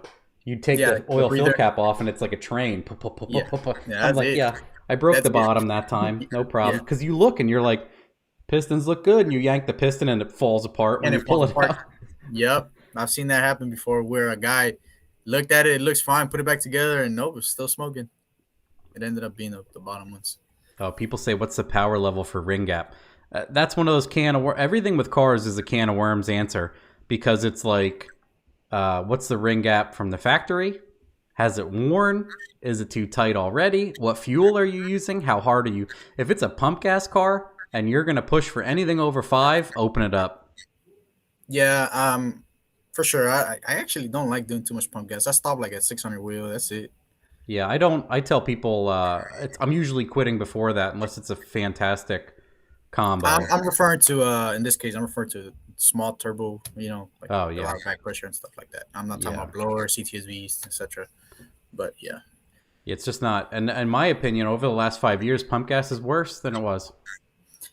I'm not too sure. At least over here in Texas, but I mean, it could definitely Well, you be. guys are oil refineries, so you probably they water it down by the time Yeah, they get yeah, we out here. definitely have a lot of refiners around here. They're dumping that shit in before they get up to us.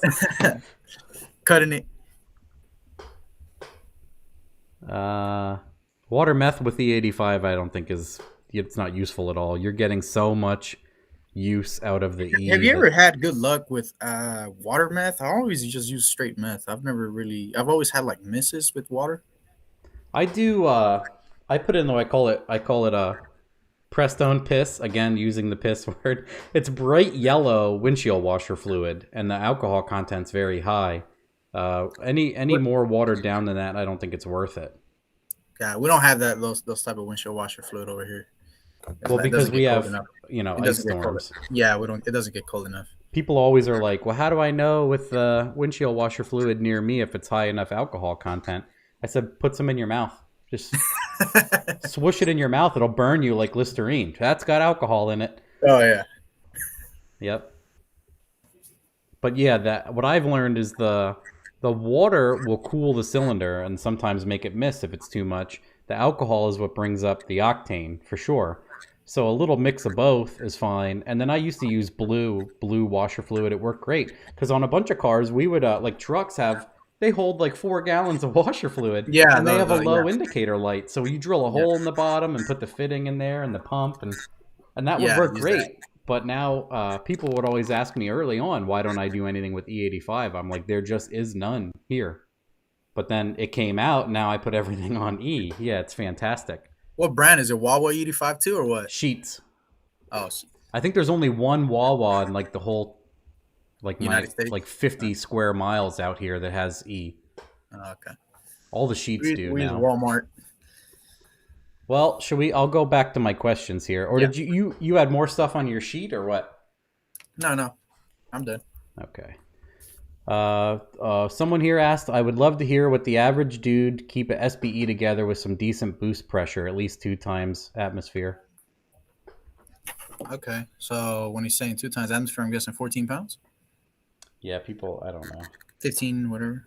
It depends where you live, the atmosphere. I don't know why people say that. He might mean the 28 pounds, Yeah, I don't know what you're referring to, but I'm guessing 14 pounds. Oh, well, yeah. In terms of stock bottom end, it depends if it's an automatic or a manual, but I would just say anything that has good flow to it. I mean, decent, a decent colder, cold side, a decent hot side, camshaft, and whatever you want, to be honest. You're probably going to run something small, I'm guessing, and just kind of do a tabletop tuning approach to it. Maybe just use like flat ignition timing, because I'm guessing you're going to be doing some dumb shit if you're asking something like that. And just keep an eye out on air fuel. Make sure you have something to if you can see air fuel ratios, and voltage maybe. Yeah, I noticed a lot of the problems are voltage related.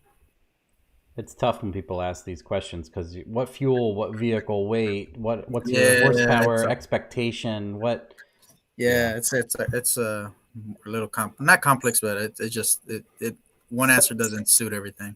No, yeah, and that's why it's not their fault. It's not your fault, buddy, but people don't know what to ask. So that's why I push in my videos that everything is a goal, whether it's what you want to run or how much power you want to make, because goal, like the horsepower goal is a currency, or the quarter mile run is a currency, and you have to build up to that. Build up to it, or you can just be offshooting and never get where you want. Oh yeah, for sure. I've been waiting endlessly for this announcement. C's, tell us all about La Pumba. Oh man, so I've recently gotten into fabricating. I find it pretty cool to start, tigging and doing all kinds of stuff, whatever you want, kind of like your buddy Joe. Um, It's a nice but mental break if you're a tuner to do. That's why I do all sorts of weird shit. yeah, I started, well, I don't fabricate for anything for anybody else. It's just for my own stuff. But finally going methanol. I don't know if you've had experience with methanol tuning, I want to get but into it. Cameron's going to do dual fuel like KSR does on his cars. nice. So I'm guessing you're running. So you're gonna run 85 in methanol. Yes. Okay. Yeah. Doing methanol, and hopefully it's gonna be a stock bottom, and hopefully I can make like 1,500 and probably get some type of micro record, as people call it, Yes. with a full size truck. But yeah, man, it's a lot of crap. It's a lot of parts, a lot of stuff that you got to look out for. Like the safety aspect of it, the jacket, the pump, the regulator, the injectors. I got atomizers, so hopefully I don't need to bring out my extension and my hammer to fucking unstick them. Oh man, that's Devin uses two of the, not a Bosch 210 style, but Yeah, the Siemens. the 2200 Siemens. He runs two Yeah, sets of those and then he blends them. And he sent me tune-ups for Cameron and stuff that where it shows how to blend the external driver and the internal set, because you can stage them with the Dominator. And once I saw that, I'm like, it's funny when you see stuff and your brain's like, oh wow, it this is clicks. Yeah, this is cool, because I had no idea. And I'm like, can you send me something? And because I know a little bit about methanol air fuels, because my buddy Frank has a door slammer car that goes like 370s at 210 in the eighth. yeah, So he has mentioned like 3.0 air fuel and 4.0 at idle and that stuff. And I'm like, okay, I'm kind of getting yeah, this. yeah. But yeah, I definitely want to. I'm curious to see. I know you can get away with a lot. I heard it's easy, but I mean, I don't want to jinx myself, man. I've heard that the fuel is just so stable. I guess the issue with that is people are like, it'll just make power until it blow torches. Yep. Yeah. Just add. Just supposedly, I mean, just keep adding fuel till it kind of hiccups, back it off a little bit, and just add boost. Yeah. Devin gave me like a quick summary of it, but I'm like, I want to refresh when we start. But Yeah. that's the Definitely got to like, read plugs for sure. normally you hit like an octane limit tuning on pump or E or something, right? Like I like to quit when on pump when it starts to get anywhere close to a single digit amount of timing. It's Yeah. done. A Yeah. lot of cars I try to do, like my golden rule is 14 and 14. I try to get it to 14 pounds and see the delta per pound, and then I try to get to 14 degrees just at the peak. And then I try to That's flatten that 14 earlier, and then I try to, a lot of times if it's a car that I think is garbage, I'll pull to. If it's a car that I think is good, I'll add to. And again, you want to see the delta, and if not, you got to keep pulling it down. But it's funny. anymore, I end up at almost at the same spot, like 14ish and 14 14, degrees of climate. 14, yeah. Yep. It's nice to know I'm not retarded, right? Like I always say to you. I say that No, to everybody. I end up at the. I mean, if you're retarded, then we're probably both retarded. I don't Well, know. that's fine with me. What kind of contest are we in winning? None. Yeah. So, but yeah, it's always neat to see that, because I'm self-taught. Well, some people were asking, how did you learn? I mean, like I said, it's just my first tuner was a little too expensive for me. Which now he wasn't. I had a piece of shit. But man, retunes were like 500, and it ended up racking up pretty fast. I bought a book by Greg Banish at the time. Oh, nice. Yeah, and and I'm not gonna lie to you. I read it. I'm like, man, I didn't learn shit. I didn't learn shit because obviously I didn't have any software to go off of, because the map ECU, all you could do is just a piggyback. All you could do is just change fuel. That's it. No ignition, no nothing. And some of the stuff inherently didn't just make sense. I was like, You I don't couldn't know what see this the guy. result immediately, so Yeah, I was tough. like, closed loop. What the hell is this guy talking about? I had an OBD1, piggyback. Yeah. Yeah, like, what the fuck? I don't know what he's talking about. So, like I said, I ended up tuning my buddy's, You're self-taught, vehicles. basically, right? Yes, self-taught for sure, Yeah, me 100%. too. So I think a lot of people are. I don't think there's very good apprentice stuff, because I think Chris Ortiz has talked about it, or someone else I know, where you start to teach somebody, and as soon as they know enough to They compete they, with you, they, they steal they, your they go off. customers. They go off and they undermine you. Yeah, exactly. So I think that's why, 100%. guys, it doesn't exist because everyone else is a shithead. 100%. The only person I taught it was my brother. That's the only person. Well, yeah, pretty much. Yeah, if my son has any interest, obviously I'll show him. And every time I think people like to come to me because I explain what I'm doing the whole time. But then I explain to them, if you go somewhere that does this for real money, for their real job, they can't do this for you. You can't be in here. You'd probably, they want you to drop off your car. They don't want you hovering, you know, Oh that yeah, whole yeah. thing. So they Nah, have to the learn to guy, expect that also. yeah, the guy is on top of me. I literally stop and I go into the office and I just drink my water, and then he comes and asks, "Hey, what's up?" And I'm like, "Are you done yet?" And then he gets the idea. um, we'll go on the next one here. What internal engine modifications do you do to keep motors alive at 1,000 horsepower? Nothing. Yeah, I always say to people, GM built it right. Anything you're doing in there is making it worse. Nothing at all. Nothing at all. And I noticed that, I don't know if it's just me being a dumbass, but the built motor shit doesn't really last as long as the stock bottom end shit, man. No, all the You time people are like, we just built it. I'm like, I hope it has oil pressure after 5 hits because it probably won't. Yeah, oh yeah. So man, dude, so as you guys too, man. I noticed a lot of shit doesn't have oil pressure. I'll notice a car struggles to idle because it's dragging. Yeah. And then I look and oil pressure is like 18. And I'm like, Yep. what do you think? And someone's like, well, I don't care. And I'm like, okay, I make another Yeah. hit and it's like it's stalling and it has 8 pounds. I'm like, that's the crank dragon. What do you Yep. want to do? Yep. How much did you pay And, for this? It's already gone. I'm like, at this point, it has dropped so much and it's dragging so hard, your crank's gone already. no, yeah, yeah. Once you see 18 pounds, I don't give a fuck. It's fucked.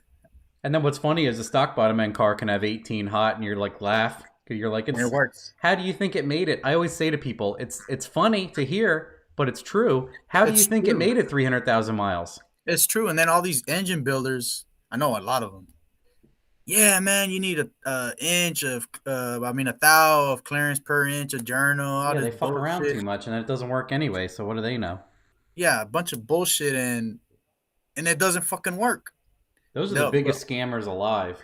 half of Engine these fucking builders. engines, yeah, half of these engines don't have oil pressure, dude.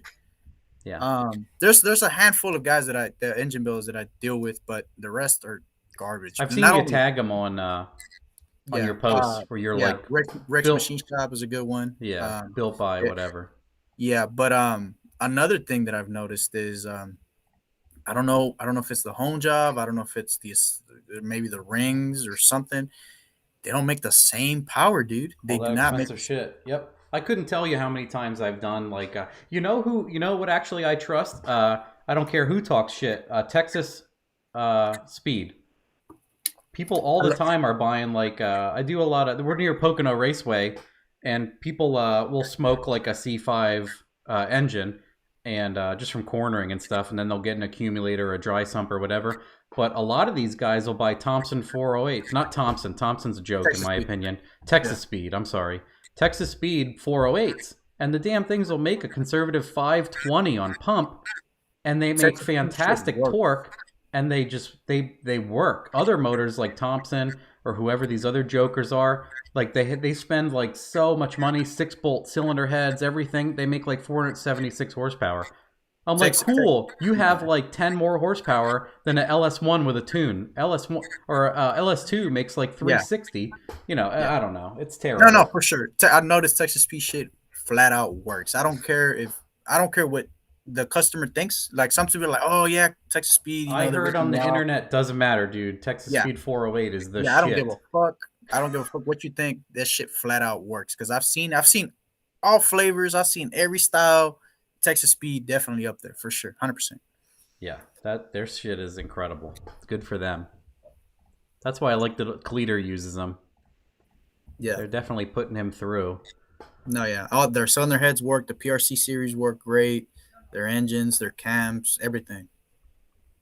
Where have you seen the flow limit show up on a VSR 9688 turbine housing? I'm assuming they think the 8088 T6. And where are you happy with the China 80 millimeter ending up on E85 stuff, considering things go? This is kind of considering the turbo is the limit. Okay, he just wants to know I guess where the limit of a 8088 is, and I mean I can answer that too, but you go ahead. 8088, which would be Like the the billet 80 92, he sells, the 92 turbine. it's a 9688, so I call it the Oh, okay, 8088. okay. So 8096. Well, using board. Okay, okay. Uh, it's weird, dude. Sometimes I've made 1,000. Sometimes I can't get past 900 on a 6 liter. Yeah, I've seen the same. A lot of them will clear 900 for me, and some will make like 996. It will not go for, at least on even my truck, made 992, You had to 996, spray it.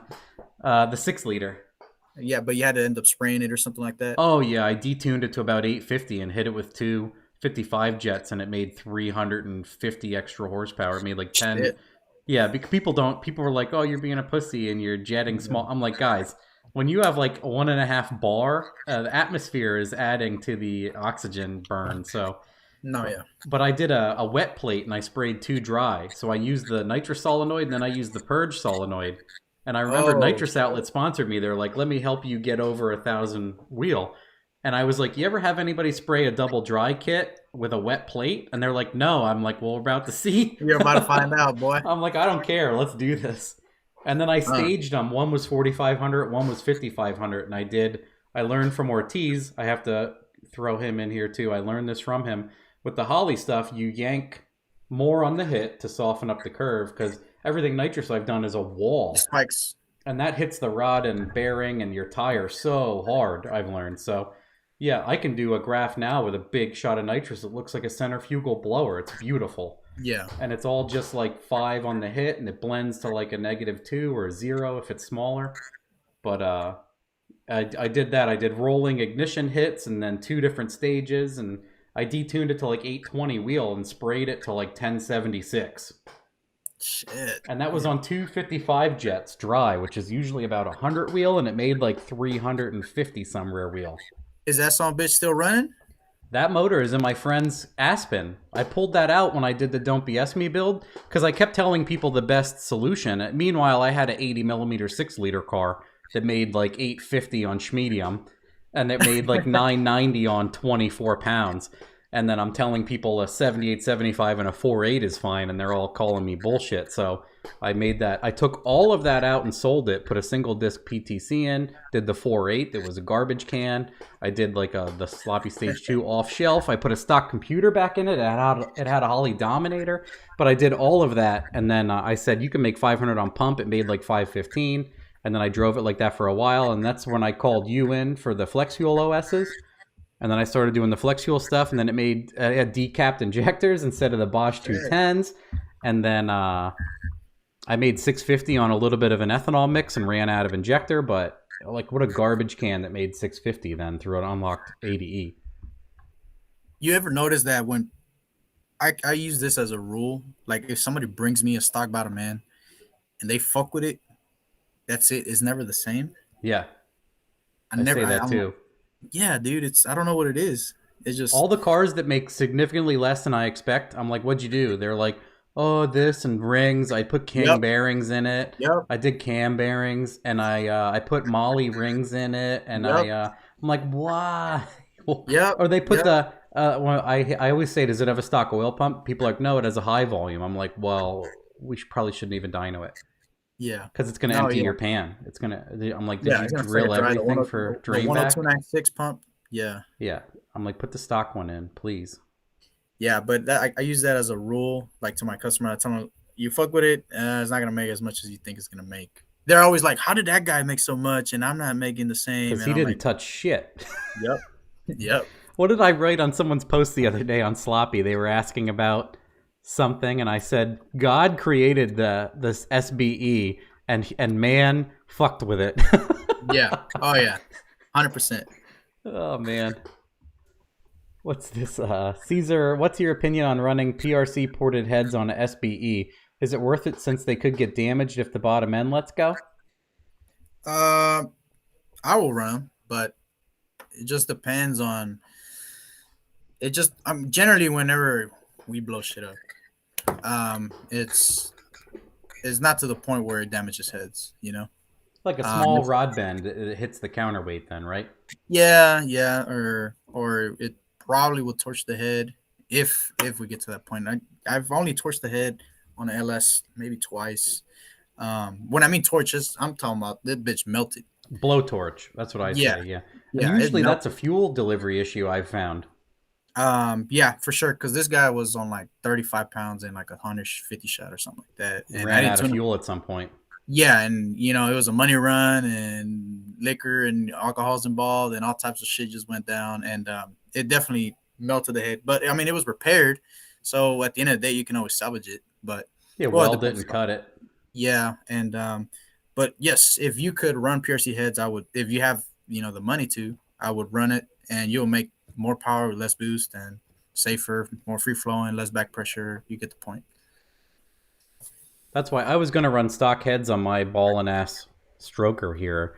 But then I was like, why do I have all this awesome shit and some garbage? Yeah, Part of me was like, let's see what a garbage head does, and then I'll put on really good heads. And I'm like, why even? Who cares? This isn't that car. This is yeah, the money car. Like, just throw the yeah. money at Not, it. I mean, not only that, you know what they can do. Yeah, I already know. And I'm like, that's not what I want. I wanna Yeah, I you wanna already passed make that like point. 750 on 4 pounds.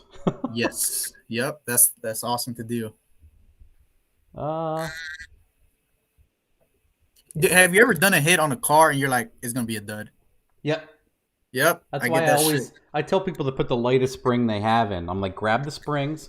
So yeah, I've had cars where on 6 pounds they make like 380. I'm like, oh. I look Yeah, at the it's a data deal. log quick. I'm like, fuel's good, ignition isn't. Nation time is Fuck. good. Sometimes people will bring a car and they copied all my. I usually look over a tune really well, but one car recently, my buddy with the VR6 Turbo S10,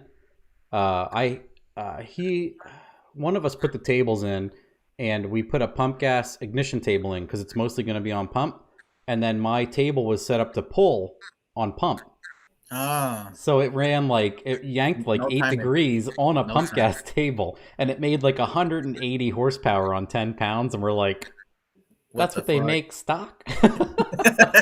They make like 106. My wife's just made 167, and it's like the most tired VR6 ever. But yeah, I have a Holly pane that just says ignition modifiers and base and actual and what's pulling. Modified, yeah. And it said base was like 14 degrees, which is like at least conservative. But then it was yanking down to like 6. Yeah, I'm surprised they made that much. Yeah, I was like, man, this pull is taking a long time. Here's one. We'll get off cars for a second. Someone asked. Everyone always asks these questions. It's cool. What's the preferred pizza and ice cream flavor? I like Neapolitan pizza, like Oh, like vanilla, strawberry, chocolate. Is no, that no, what no. I'm that talking is? about no, like pizza. You said pizza, right? Pizza and ice cream. Like, Oh, say ice what? ice cream. I like my buddy says I'm weird because I like this shit, but like the pistachio flavor and like the mint chocolate Oh, and pizza like the I don't know like rosemary, basil, all that shit. Like oh, I don't okay. like I don't like Domino's or anything like that. I just like Italian pizza, Italian style. And then I'm telephoning. Uh-oh. You need to do something? Are you looking at the time or something? Oh no! I have the security cameras here and something flashed. I was just checking who it Uh, was. and then Cesar, I would love to hear the tuning strategy on how much more or less you have in at peak torque and how much RPM cushion pre-boost and post-torque you use. Well, that's what we talked about. I'm always afraid I'll bend it up, and I know your answer, but go ahead.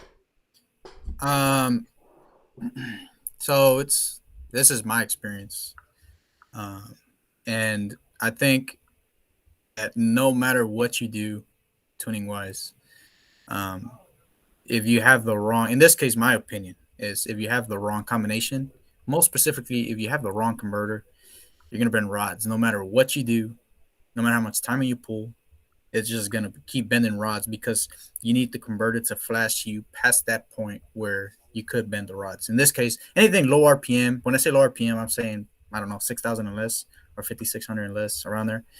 If your converter does not flash when the boost hits up to that point, you're probably gonna have issues. It's gonna hurt it. Um, Yeah, that's we and, went over that earlier, so we might already answered it for him. But and yeah, there's people gonna tell you, oh, take it out at peak torque. Well, where do you know where peak torque's going to It be at? should I be mean, way past it. And if you're doing yeah, dyno pulls with like a locked 80E on a stock bottom end and hitting it with 18 pounds at 3,800, yeah, you're asking for it. There's no yeah, point in initiating the peak. I mean, peak torque is something I would do in an all motor stick shift car. I'd mess yes, around with yes, ignition down low at for sure. 2,000 and try to, but a lot of times, yeah, turbo car, like I said and you said, mechanically should never be below 6,100 in my. The more power you make, the higher the RPM should be. That's why the 4.8s work so well, I think, because there's almost like a, I don't want to say a misconception that they like to rev. They do like to rev, but some of them, if you have the wrong combination, they're not going to make that much power up top. No, yeah, Um, people Hondas and these LS guys that are like, yes, I hate what's his name?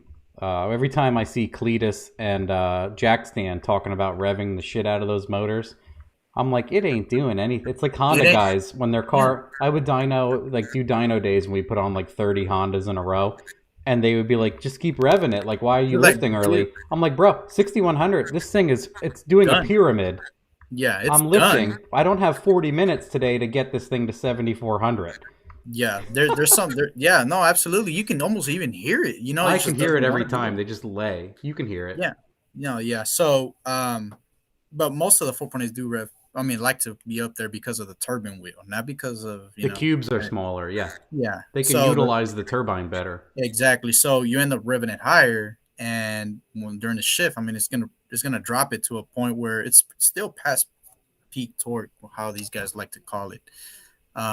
And it's still gonna end up at, I don't know, 5,800, 6,000 on the shift. So it kind of doesn't matter anyways. But yeah, I remember back in the day I was locking the 480s. I was locking the 480s, and we were spitting out water over the reservoir, and All that man, like, cylinder man, what? pressure down low. Yeah, dude, what the fuck's going on? What the fuck? And I noticed that they started puking water out whenever I would lock them at the track. And once the lockup hit, it started puking. So a lot of people ask me, "What do you mean on locked ADE?" They don't get that. No. What do you mean? Like, you put a passcode or something. Yes, Um, you indeed. know, Access denied. but I kind of try to explain to them, but they're not at that point yet. They haven't blown up, the amount of engines to get to that point. To That's where understand I what learned about folding the rods by RPM. Is we started locking. We were getting giant Circle D converters to foot brake things, and right then you'd lock them in third, and to then get the top end. fold it. Yeah, Yeah, they would I've drag. heard it a bunch of times too. Right, it's flying and it goes, "Rrrr," and I'm like, it feels like my nitrous just turned off. Yep. And a bunch of times I'm like, oh, I heard it, and I lift immediately, and I'm like, it's Too okay, late. It's it's too late. okay, and I'm It's too coasting, and late. it goes, and I'm like, son of a bitch. No, I yeah, lifted. It doesn't matter. you can tell when a motor bends rods or lifts ahead It for just sure. it fades so Yeah, quick. it almost feels like it fills up with like water or It something. I just don't it know. feels like you get hooked up to a trailer while you're Yeah, all of a sudden the load just pulls it. yeah, yeah. Oh, someone was saying I wanted to answer him quick, like a third gen guy was his name. What is it? How do you know where your converter flashes at? So I would say the best way to figure that out is to drive like 40 miles an hour in high gear, 60 miles an hour. And so I'll quick explain. A turbo converter has two stall speeds. One is like the foot brake, like the all motor stall speed. And then the other part is when you triple the power where the converter grabs. So Yes. so a converter is set up for a certain amount of torque or horsepower. So say you have an all motor car, you can get a 4,000 converter and stab it and it goes to 4, or it doesn't even move down low. You want all that RPM. But a turbo car, if you give it that initial foot brake amount, it won't hold up top. Blah, blah, blah, blah, blah. No, no, So yeah, for sure. so what you got to do, bud, is roll around like at 45, 65 miles an hour and hit it in high if it's like a TH400. And as soon as full boost comes in, where your RPM settles is your flash, not your Yeah. stall. I don't really like the Flash. word stall speed, but I'm like, I call it in a turbo car like a lot of turbo converters drive really well. People don't understand Yes. Yep. because it's waiting for you to triple the power. Yeah, to slap it in the face. So a common misconception is, when you drive around with someone like that, like they're like, "Wow, this drives really good." Well, like, no shit, it's like a 200 horsepower motor, and it is fairly tight because it's waiting for 750 rear wheel to come Horsepower. on. Yeah. Yeah. But yeah, so you want to see, I shift my glide at 74 and it drops to 63 as long as it's okay. Yeah, the only It's not problem bad. is there is if you, like we talked about earlier, is if you accidentally grab third and it wants to drag at 2000 RPM, you're at 5300 all of a sudden. Yeah. Also, a 1000 drop is bad if you short shift that at 65 and it drops to 55 or 54. That's You not might good be in either. trouble. What we're And talking it about is where may, the converter will never go below yeah. 65. If you're making significant power, it should not be below 65. And I mean, there's also like the other side where I don't have a stock bottom end. Well, you're gonna lift the head probably depends on if you have CS625s or fire rings, etc. Yeah, it's still too much pressure. You need that. Yeah. I've learned that from Squirrel Tuned also. Like he Yeah. spins the balls out of his stuff, but he knows what he's doing. It's not, you guys can't just go swing 8400 for no reason. Not a good Yeah. idea. I'm sure you get the guys who are like, man, I have this converter ready for 2,000 horsepower. Oh fuck! When you told me that shit, I see it. I'm not tuning that bitch. Tight as fuck. Oh, this guy goes grab third in a glide. Oh, then I'll say high gear. Jesus Christ, people. Hit it in high. Gear vendors is absolute garbage in my opinion. Why use it?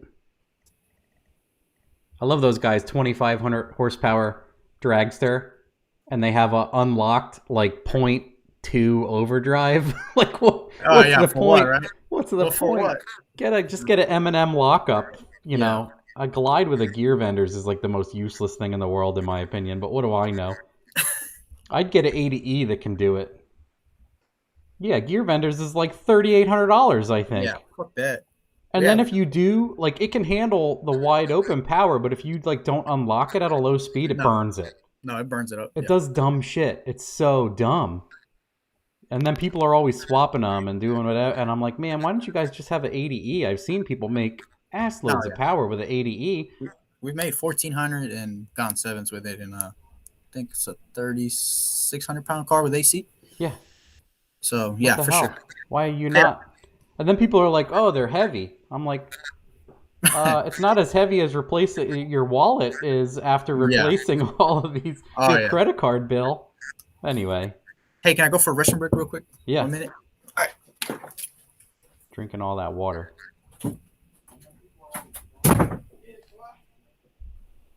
That's a good question. Do you think Summit rods and pistons are a waste of money? We'll have to see if he has anybody that's running that stuff. That's what I have in my stroker.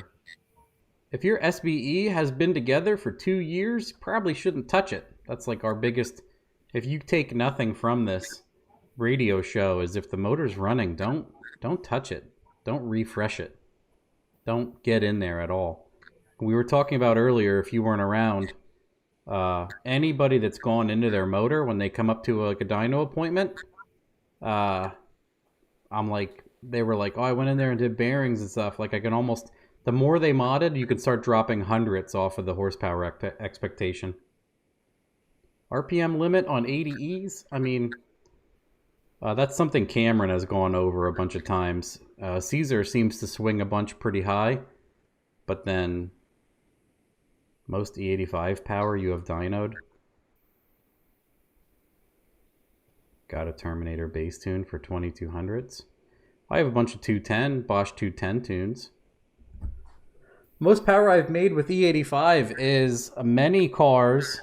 My dyno will only read 1500 rear wheel. And I have tuned many cars that have flatlined at 1500 horsepower on pump ethanol, like 68% over 1500 rear wheel.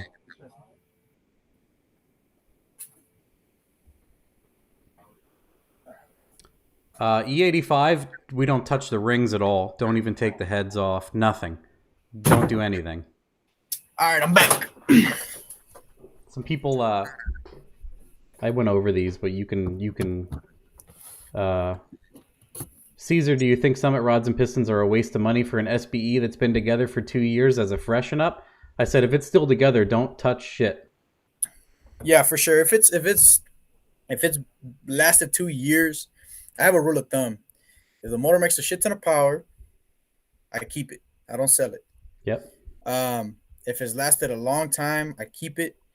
But I mean, man, dude, Summit shit is cheap. it's super cheap. Sometimes, I mean, if you have a good machinist, I would definitely That's run the it. big thing is machinists will kill you. You'll have a good everything from Summit is fine, and then the machinist will crush you. So Yeah, so if it just depends, but we have several customers running Summit stuff, especially Austin, and he beats on that shit. I mean, he does all types of yeah, head lifting and all that, but the bottom end, the rods, the pistons, everything's good. So it's just one of those things. If you trust your machinist, go for it. If not, then I mean, save your money and keep it stock yeah. bottom end for now. Do you see these comments? I think I'm going to use the bathroom too now. You can go over these. Okay, let me see. RPM limit on 80E, most power on E85, a bunch of stuff. Hold on. All All right, let me see. BRB. All right, let's see what time. 8:48. Let me see. Having issue with fuel pressure under load. Fuel pressure center. Determine. An 85, would you suggest not gapping the stock rings for 20 psi? I wouldn't gap them. Sludgy boy, best boy. Yep, probably. Can't be. I have 20. Try 73%. Magna fuel 750. I've seen the limit is on 85, 900 horsepower, sort of. Let's see. Tested. How much fuel system? Let's see. What is just something you enjoy to do, hobby other than cars that someone may not know about you? I like to cook. What about fuel pooling on the back of the valve because cam timing, injector timing? Is this an issue with higher horsepower cars and all?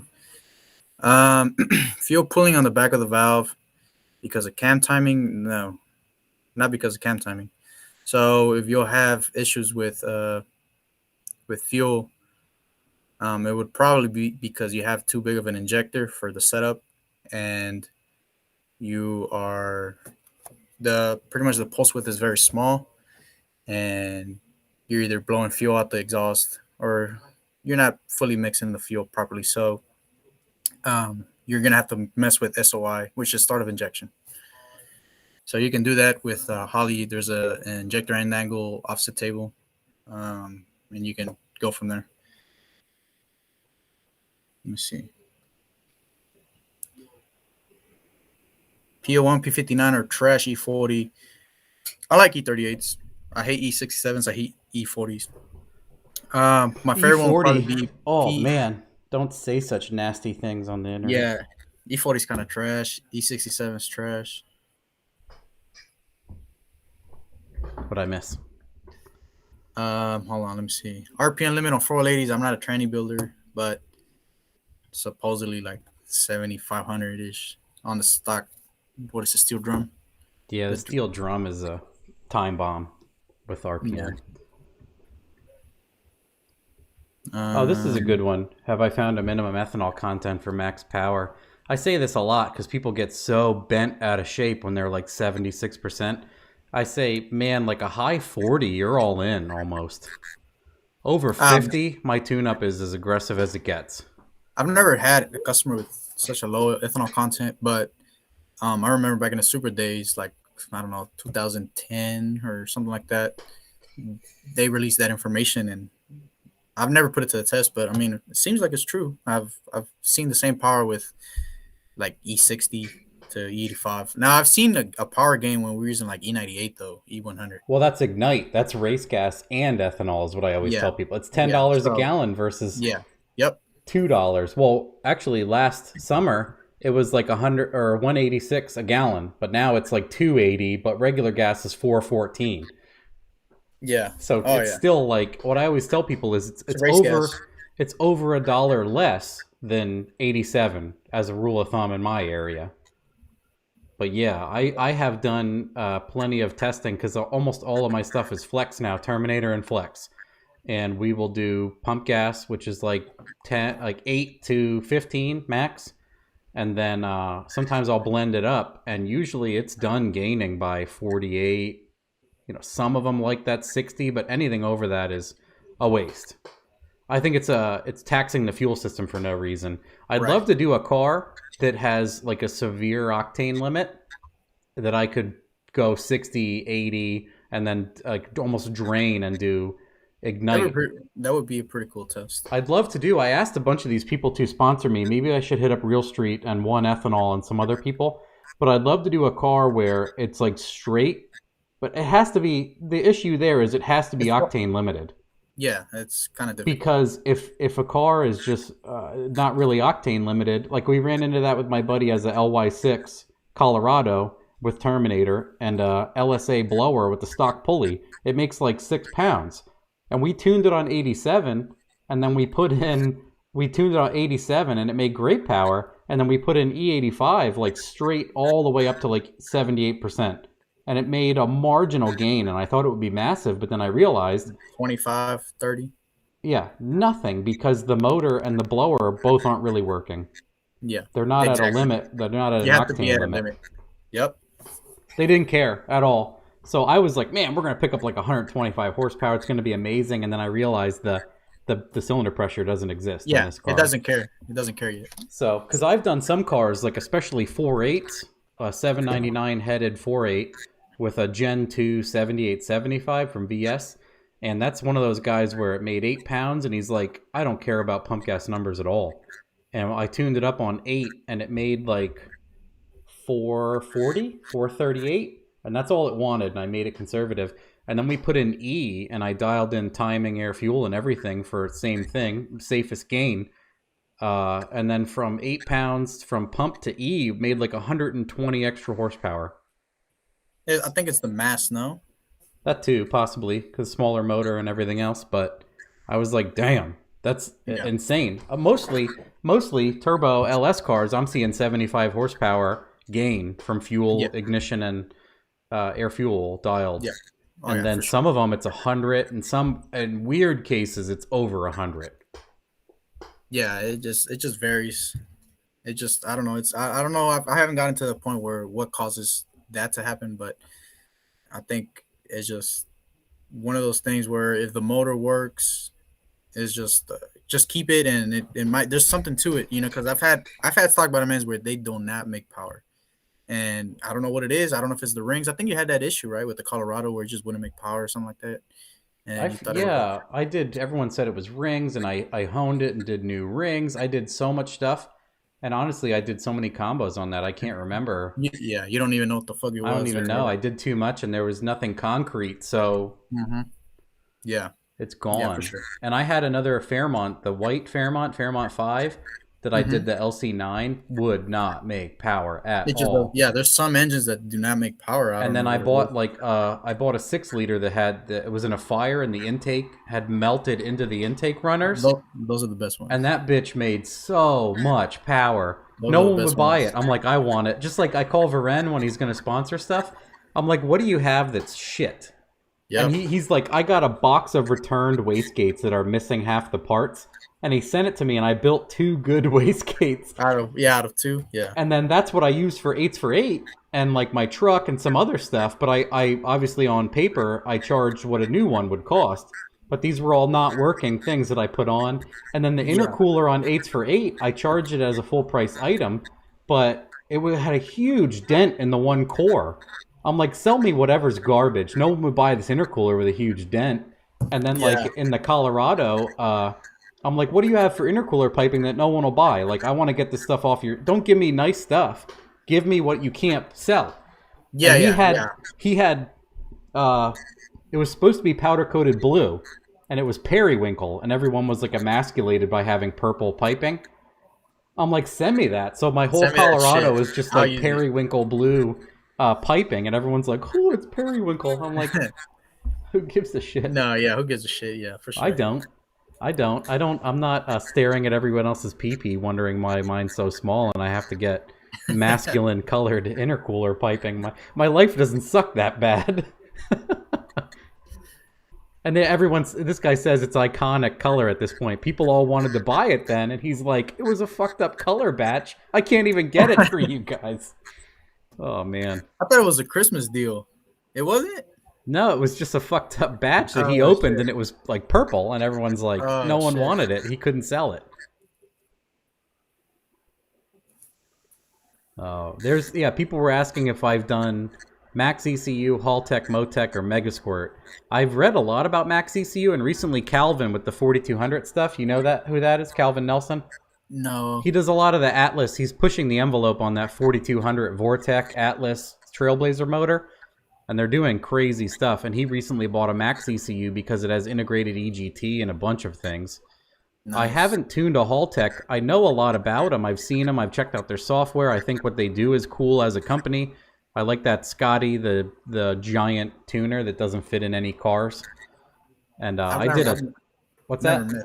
I've never seen that guy, Scotty. Oh, he's on if you watch like Mighty Car Mods videos and stuff. He'll tune. Oh, yeah. He's like the Jolly Green Giant. Like he looks normal sized until they stand next to him, and he's like he's twice their size physically. They call him the tuning fork. Yes, he's tuning fork, and then there's the Hoff, and they call him something else. Both of those guys are funny. It's an Australian guy. Yeah, I know. Exactly. I've never done a Motec. I'm not rich enough or smart enough to get there. And then Megasquirt I used to do a lot with until I tried the Holly, and it was incredible, but I can't imagine most people would spend for a Dominator. And then they included me on that cheaper Terminator way early, and I was like, you guys are full of shit. You're not going to do this. I have a diehard like Megasquirt guy. Like I'm trying to convince him to go Holly. He just won't budge. And I used to love it because of the price break. But then I realized over time it's not friendly enough for most people. I get it. I'm an IT guy. I can put once you use the Holly system, if you have no idea what you're doing, you can open up a Holly and navigate. If you have no idea what you're doing and you open up Megasquirt, you're like, even the wording, like, do you want to send Cal or read? Like, it's doesn't. You're and then you overwrite something you changed, or I don't know. No, I don't like it. I like AEM. I've used AEM. I've helped a buddy out with a Haltech, but I've never set it up. But never used Max ECU. Never used Motec. It's mostly factory ECUs and a lot of Holly stuff. Yeah. I'd like to use anything I haven't. I have a guy who asked if I want to tune a turbo VR6 with VEMS. It's like a plug and play for VRs and some other German stuff. I said, sure, I'll try it. It's someone that kind of knows me and my wife. I'm like, I'll see what I can do. Yeah. But I'm like, if it has a spark and fuel table and it responds, I'll try. I've done a bunch of weird stuff. What's the weirdest one you've done? ECU-wise? Yeah. I did a MR2 with a Hayabusa engine in it running on a DynoJet with an expansion module that would use a 0 to 5 volt reference for boost input. Oh, shit. And you had to like set up a ramp that would just a 2D table that would pull and timing and then add fuel. It was just lines. It was like a SAFC. Oh, okay, like an Apexi one? But it was like 1,000 tables of line graphs that didn't entirely work. It was difficult, but it was something I wanted to do for fun. It's someone I know built it, and he's like, no one will touch this. And I'm like, man, I wish we just put a micro squirt on this stupid thing, because now all this, it seemed like the DynoJet stuff, a Power Commander, in my opinion, I've tuned a lot of my bikes on a Power Commander with no ignition stuff, but man, it didn't seem like it wanted to respond that well. And then I've also done that has to be the weirdest one. Yeah, that's definitely. I've never done something so primitive. I've done big stuff. It was kind of weird for me. Yeah, and then I've done Phytech twice, and I'm like, I'm not even going to touch one of these ever again. Oh, yeah, I did a Phytech one too. Oh, it was trash. It wouldn't even accept changes. I'd have to flash it like 3-4 times to see, and then the data logging is awful, and it data logs like an Atari. It has like 1 log per second.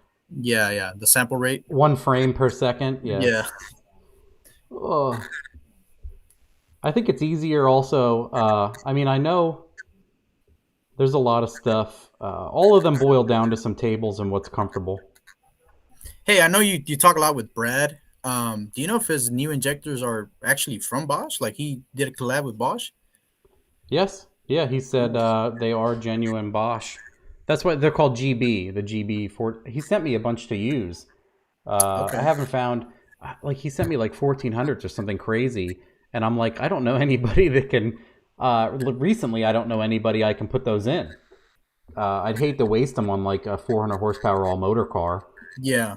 I used on that C10 I just posted a video of that has medium height EV14 bodied drop-in Trailblazer intake height Bosch injectors from him, and they're 60 pounders, and that did really good because my friend set it up. He chose Deca 60s, and then I updated the firmware, and I still left it as Deca 60s, and I made pulls, and then I changed the data to FIC 650s, and because they're almost the same thing because they're Bosch bodied and everything, and it picked up power with the right data. You could hear it. It sounded funny on trying to rev it and everything with the Deca data because the Deca 60 is that old body. Yeah, yeah. And then the newer one's a Bosch. And then I showed during the dyno, and then I phased it and picked up power. And then I put ignition back in it that I pulled out when I phased it. And then I changed the target air fuel, and it picked up every time. I ended up gaining like 60 horsepower on motor just from slight tweaks to show people. It's the best one I've ever done like that, but that's why I showcased it. Like sometimes these small things are really important because it made they make it made 362, and I'm like, well, this is garbage. And then it made 421 after all of that was looked over. Right. And that was a pump gas car, but it wanted a 12.7 big time. No, it's big difference. Yeah, I was like, shit, this looks like a turbo car almost with these sweeps Yeah, here. I noticed. Yeah, I noticed most of the gains with big injectors, and you end up, adjusting the start of injection, and or I guess you call it injector phasing, right? Phase, yep. SOI and EOI. Yeah. That's what I started doing for I think Kenny's here, Turbo Jixer. He and someone else had told me if you're under 50%, phasing will do quite a bit. Yes, so yeah, you're referring to duty cycle, I'm assuming. Yeah. Because if it's under that saturation point, it can really just get it in when the valve's at peak or something like that instead of puddling. Yep. Because the phasing means fuck all if it's using over 60% or something, it's puddling. Yeah, it depends on the milliseconds, yeah, for sure. I'm not smart enough to know, but I know when I do a car with like 1500s and it's making like 750, I know I'm right around 50%, and I phase that. It picks up quite a bit in the mid-range. Yeah. You can even hear it. Doesn't smell at idle, revs, but it's a huge difference once you do it. Yeah, you can hear it and feel it. It's crisp. Yeah, that's what that brown C10, and then I posted a video of me like free revving it, and I mean it has a converter attached to it, and it revs really quick and clean. I'm like, imagine if this thing was on an engine stand with like a flywheel. It would sound like a NASCAR engine. Yeah. That's what I always love when those like TH480E cars rev quick. I'm like, this bitch has like a 40-pound flywheel on it. It's filled with fluid, filled with like 3 quarts of fluid. You can tell when it's going to make power. Oh, yeah. Then what is this? I would love to hear timing strategy on how much. Oh, we talked about that pre-MP. We're saying that the ignition doesn't matter as much as not popping the motor as it does with getting the mechanical converter keeping the RPM high enough from hurting itself. Yeah, I've noticed that, like I said, in low RPM, timing, I guess, has more of an effect than, let's say, a 20 plus, pounds of boost. And where I start getting more towards the flat tabletop tuning, where you just select the, 14 degrees of time, you just put it flat out and then go from there. I've noticed by 20, that's all it wants forever. By 15 or 20 pounds, and that's funny that you said the same, because I'm like, this is weird. So I said it out loud to you, and you're like, yeah, same thing. And I'm like, okay, I'm not retarded. Yeah, I don't care what anybody else says. It's the way it works. That's how it works. Yeah, I don't know. At least on this platform, this engine, this is just how it works. I don't know why, but I've noticed that for sure. I'd say a good combo that's making good power for what it is, like an B plus to A plus car. Yeah. We'll scale it. It'll be making 25 horsepower per pound, and it'll like 20 pounds and 20 degrees squared over 6,000. And then at that point, like, it wants 20 forever. Now, this is assuming, like, people say, oh, you verify timing, blah, blah, blah, timing drift. I never look. I never look because why does it matter? It doesn't, because they take a different. I mean, what's funny to me is people tell me, we won't name him, we won't give him any fame. Everyone's like, it's off 8 degrees, plus or minus. I'm like, why do they all take the same amount of ignition timing if they're all off positive minus 8? I mean, it's going to want what it's going to want. If the number says 25, the number says 15. It doesn't matter at that point. Doesn't matter. I'm like, aren't you tuning it anyway? Why? Exactly. Your job is to tune it. It's not to come with a assumption of what it has to take. Unless it's like a total custom combination with an external trigger and some Well, I other mean, stuff. right, but I mean, for the simplicity of this, it's just And then if it has a small turbine, it's going to be more octane limited. It's going to take way less ignition. And then if it's a big boy, if it's a big motor, big hey, cam, add a and a big degree or ass two. turbo, it's going to want a Soft, lot. some people soften the chambers. Hey, let's add another degree, whatever, Yeah. Yeah, old school LS1 Tech days. That's when I had the gold car and I actually did what I called like Internet Month. And everyone was telling me what I was doing wrong because I wasn't afraid to try it. And Yeah.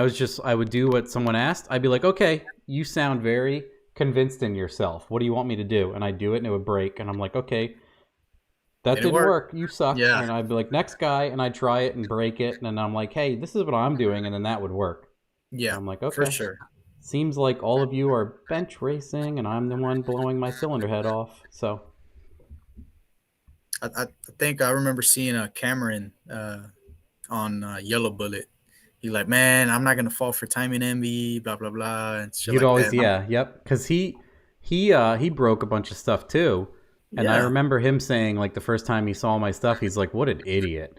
And then, like, the more he watched it, he's like, this kind of makes sense. And then he started applying some of it, and he's like, this kind of works. Yeah. And then after a while. Here we go. Cesar, was it a slow process deciding to absolutely not care and keep pushing SBE stuff as far as you have? And what role has the emerging turbo technology that made 1000 cheaper played a quest in it to make a 1000 wheel with everything you touch? There was a lot of customers that they're like, man, I don't care. I mean, well, hold on, let me rephrase it. They try to be cool. Hey, man, I don't care if it blows up. I love when people say that. I'm like, well, I'm gonna dust this thing today. Oh man, all right, let's go. Let's do it. You don't care, huh? Well, I don't care either. but it's funny because I know deep down they fucking care. Yep. But they're like, man, dude, come on, throw the beans at it and whatnot. And I mean, I try to blow it up, and this shit was not blowing up. And I finally, get an idea of what it likes or what it can take. Don't get me wrong. There was definitely one or two where we lifted a head or we bent a rod or whatnot, but that set it up for the next dyno session where, all right, we know what's going to happen. Let's try to get a little further. Let's see what happens if we do this. And I don't think the turbo technology has too much to do with it. I think it's, in my opinion, the converter technology. It's so much better now for less money. Yeah, because I mean, you could still make 1,000 with, like we were talking about, 2 master powers, right? The magnums. You could put 2 of those suckers, and it's old ass technology. You're gonna make 1,000, but if you got to have the right converter, now you're gonna bend rods to make it live, of course. Right, to make it live, right? But yeah, I like I said, I don't think it's a tuning thing. I don't consider myself doing anything different. I know when to tune something and I know when to decline it because I know the parts are going to work or I know the parts are not going to work, Yeah. So that's why I vet, because I just do it for fun. So I wait, I go through the emails and stuff. And I also think people know that it's tough for me to schedule. It's tough for me with my life to schedule. And then it's tough to get a hold of me. And I'm not good at getting back to people. And there's a lot of requests. But at the same point, I think if they're trying that hard to get a hold of me, it's probably not going to be bullshit. And then, because most people are like, I want this tuned. And if you don't get back, they're like, I'll find somebody else. Yeah. Yes. That's the guy I don't want also. And then. So that's the story of what I deal with every day is I don't talk to nobody. I don't answer my phone. I see it ring. I don't answer it because more than likely it's going to be, hey, bro, what do I need to buy? Hey, bro, can you come to my house and put a bass tune? Hey, yeah, bro. Everyone wants to talk to me on the phone, and I know they just want to pick my brain for like an hour. So now what I've started doing, I used to have no deposit, and then I did a $50 deposit, and now I started doing a $100 deposit. And then now I tell people, if you deposit with me now, I'll talk to you for like an hour about your setup, because then I'll know you're serious. Right. So then if you never come, at least you paid for me to sit with you and bullshit instead of me picking up bugs with my kid, which is super cool. Yeah. But yeah, for sure that weeds out a lot of people asking for a deposit. And like I said, I don't really answer the phone anymore. I try to deal with a lot of shops around me, around my area, and they know what I like. They know what I run. They know what turbos to run. They know what converter to run. Yeah. They pretty much Happy do it all. customer, happy you, good result, less breakage, Right. So all they of the kind of above. consult with me, and they like what I like. They know what I like, and they just build it accordingly, and they take it to me, and that's how I'm making 1,000+ almost regularly. Because it's actually a shop building them, not customers. Yeah. That's Yeah. a good. So I know a lot of tuners that have that relationship. Like Shane Hines does a lot of remote tuning for shops, and they know what to expect of each other. And they know if they yep. do bullshit, he's not going to be able to tune it, or it's not going to Yeah. work in a longer time period, and money and time and build up and Yeah. chaos. Generally, either talking with them or after I do the first tune, when it comes to remote tuning, I'll know if I'll keep tuning for these guys or not. Yeah. Yeah, for sure. All right, let's go next one. What is this one? This is interesting. P59 drive-by-wire or drive-by cable for forced induction, and why, specifically throttle response, particular pedal throttle body combo. Interesting. So do you want throttle response on forced induction, or do you want transient response on your turbo? Or are you asking if drive-by-wire is slower than a cable? I Because think all of that's tuning. yeah, but even then, I think you're. Uh, that's the last thing I fucking notice when I'm on a turbo vehicle. Yeah, I never noticed. Flat That's what I footed mean. and If yeah, the flat footed tune's like a good, converter. there's no throttle difference. If anything, if you watch a Haltech video on drive-by-wire, I feel drive by wire is quicker than drive by cable. absolutely faster. The throttle Yeah, can be, there's less, uh, input and it opens up quicker. absolutely. It's so fast. They show a thing where how fast majority of drag racing humans can stab a cable, and how fast a computer can go from Yeah, 0 to I've 100. never seen it, but I believe you. Yeah, it's like an eighth of the time, and it's Yeah, milliseconds. yeah, So oh it's yeah. extremely fast. But I mean, yeah, I mean, on a turbo vehicle, I don't think that's one of the most important things in my opinion. They probably want transient, which is how fast the turbo can go from 0 to full. Yeah, but I mean, at that point, I think the major factor is probably ignition timing and converter. My opinion. Yeah, if it's a big turbo and it feels lazy, it's not enough converter, or Yeah. so that's what I was saying. It's like all tune up. So you can have a drive by cable car that feels lazy because it doesn't have good acceleration enrichment, or the map is shit, everything else. And then you can have Yep. a drive by wire. I mean, a lot of people didn't even know C5s were drive by wire. Yeah. They drove Even so good. some of the early trucks too. Yeah, and then they get in like a Camry and floor it, and they're like, "This feels funny." Well, they realize that people abuse their stuff, and they have limiting, like commanded torque and everything else, Yeah. right? Yeah. The rate of how fast it opens up and things like that. Yeah. Importance of cam choice when doing high horsepower SBE. Well, I think we went over that enough. Where It doesn't really matter. Look, just a rule of thumb, I stay in the 240, 250 range for like a 6.0, 6.2, somewhere around there with a big turbine wheel. and then smaller with a smaller engine. I've noticed that there's a certain point where I just don't run standard lifters. I don't know if you noticed that or not, but I started using like a lot of link bar stuff, like Johnson stuff, 2116 LSR. It makes a big difference in terms of it doesn't nose over. Interesting. I'd like to Yeah. test that. I have Yeah. standard lifters in my big boy motor here. Yeah, so anything that I plan to do, like maybe 1,000+ with a big turbine wheel, high Maybe I ram, should put them in before I do anything else. What did you say part number is? 21. Well, the ones I run on my personal truck is ST 2116 LSR, but I've seen similar results with the regular 2116. Oh yeah, it comes right up when you start typing it in. Short Yeah, travel, so- slow leak from Texas Speed. Yeah, So well, Brian those are Tooley the has them too. yeah, Whoa, 870 out of stock. yeah, but the 2116 LSR, they're a little bit cheaper, and I've seen pretty much the same results. Interesting. But it's a drastic difference. I'm not even exaggerating. I'm talking about at least 600 RPM. Flat where it stays flat, the curb stays flat, goes and goes and goes.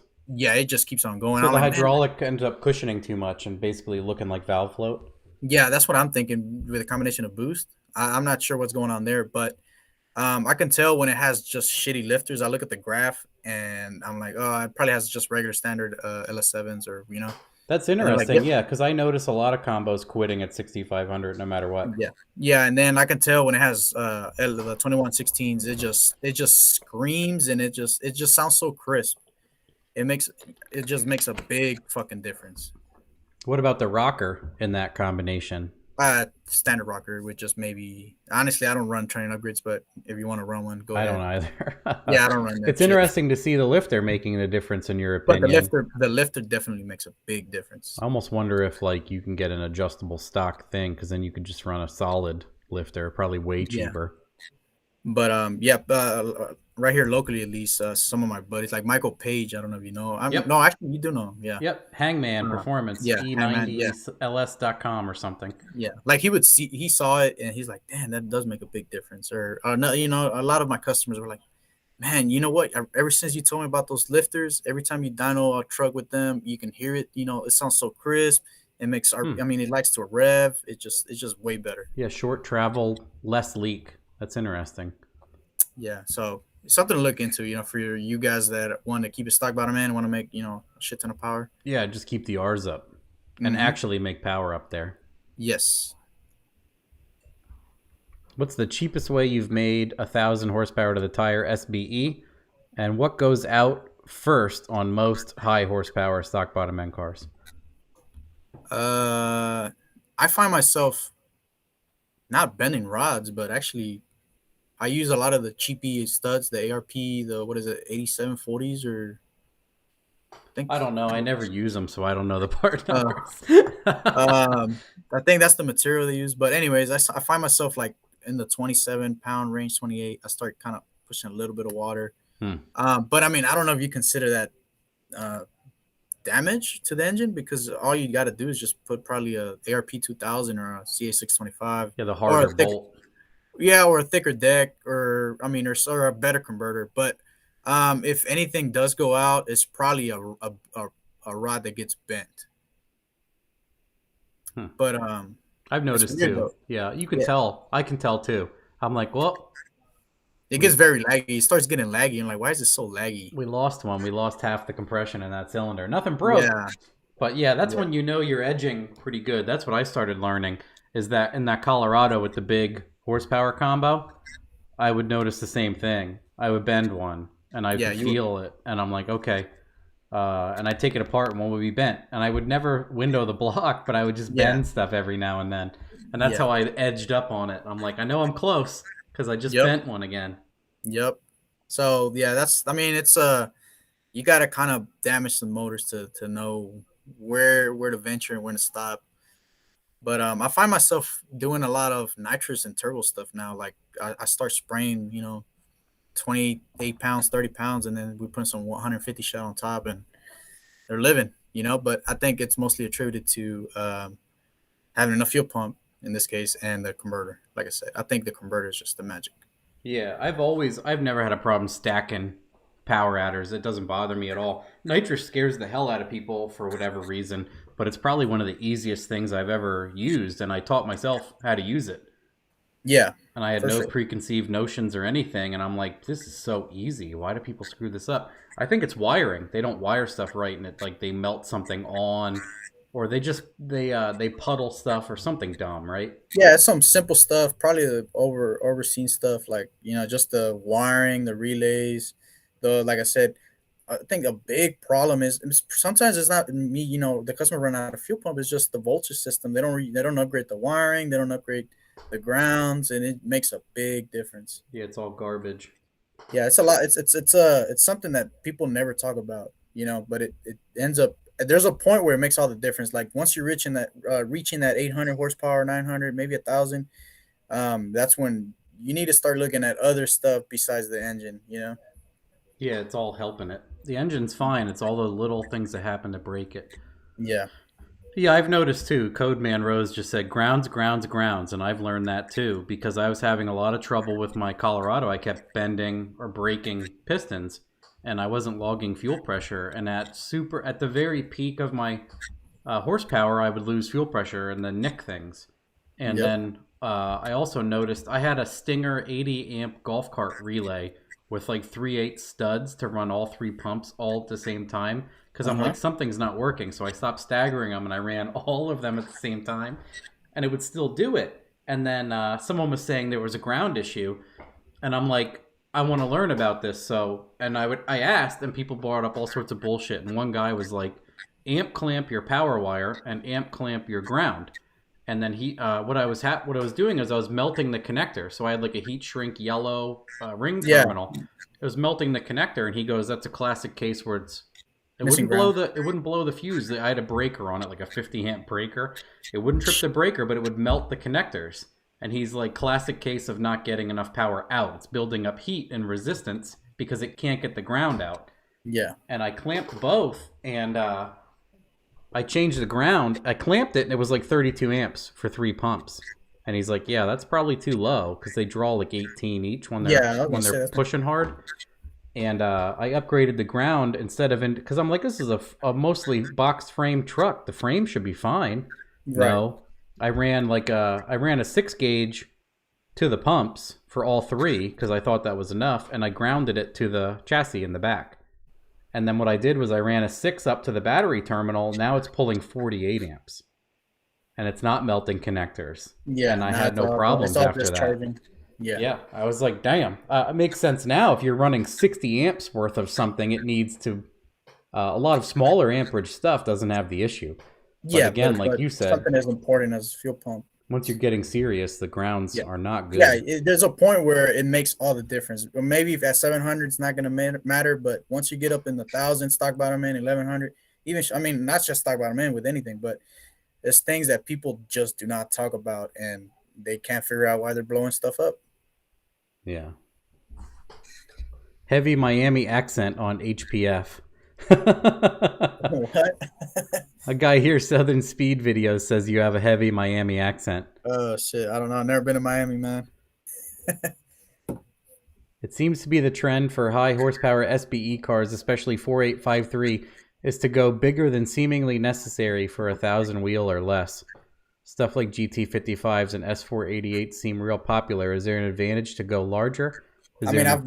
I've maxed out 88, the 88103 at 1250, no 1200 on stock bottom end 60. So I don't think that's actually true. Yeah, it's all, I would say most people just missing stuff in their combo, because I've done 80, 88 cars that can't make 750. Yeah, for sure. And then I get a bunch that make 960 plus. Yeah. It all depends. Yeah, it all depends for sure. So, but I mean, it definitely helps to go kind of big. Yeah, I always say overdo your fuel and overdo your turbo, because I've learned a lesson too, like from Jose. Then is he's like, sometimes increasing the turbine increases the spool because you have more leverage over the compressor. It's backwards at some point Right, it turns it quicker. because the small turbine, it's actually struggling to get in and out, whereas the bigger turbine and housing, where you think it would lag it, is actually faster. The pressure differential, right? Yeah, you're backing up the one side trying to get it out the turbine. You're slowing down the compressor, oddly enough. Yeah, same here. Some guy just said, now I have to reground my Spall fan. That's one of the worst. People's cars don't cool off. They put a self-tapper into the sheet metal front of their rad support that's rotted. Oh yeah. And they run a 40 amp modern fan, and it's grounding 15 amps. Yeah. And the fan gets hot, and the wiring gets hot, and it doesn't move any air. Yeah. Yeah. Have you ever tested a Texas speed intake? No. Maybe I Never. should hit him up. Yeah. I've noticed versus a high ram, back to back. At least NA, I've never tried it with I've never tried a back to back test with anything boosted, but we gained I think 25 after 6,800 RPM. Wow. To the tire. So it's something. It's a little expensive, but I like it. If some people want it, that's how you do it. Yeah, for sure. I did notice that the Summit mid ram works better than the high ram Holly. I've never used the Summit mid ram. My friend that builds all those C10s, he built like 2 identical 6-liter cars, and one was a high ram and one was a Summit short ram, whatever. And the Summit one made better power by like 20, 25 horsepower also. Nice. His other combo made 440, 445, and then that last one where I showed it made 421 all in. The only difference there was a high ram and a short ram from Summit. Take manifold. Yeah. Nice. So we talked about the big turbos. What else? Did you have anything else you wanted to go over, or we start doing? Uh, Where's Potato R33, guys? That guy asks the best questions. Potato R33. What Let me see. get the biggest hammer in your shop and show it to us. He says shit like that. Let me see. 28 pounds and 150 shot. Yeah, we do that on Cameron's car. We run 28 pounds and 100 shot. So that's where we learned turbine 2 on his. We did the VS 8088, and then we did a forced inductions turbo, and we changed stuff like 3 times, and he went the same, but the forced inductions ran the same time on less boost, like 2 or 3 pounds less. So you could tell it was moving more air at a lower Speed. Restriction rate or whatever, but it still went the same mile an hour at a time. There was a cap, yeah. And then we noticed at some point we were running like 28 pounds and we're spraying it with 100 and it would slow down. I'm like, that's the turbine. Stop spraying it. It picked up. Yeah, it went faster, yeah. I'm like, we're backing it up. Yeah, it's literally you have a restriction in your exhaust. I mean, that's as simple as it gets. Yeah, so we know like the rest of it was good, but then it was all turbine, which is what I've experienced, obviously. It's just a confirmation. Like I said to him, turn the nitrous off.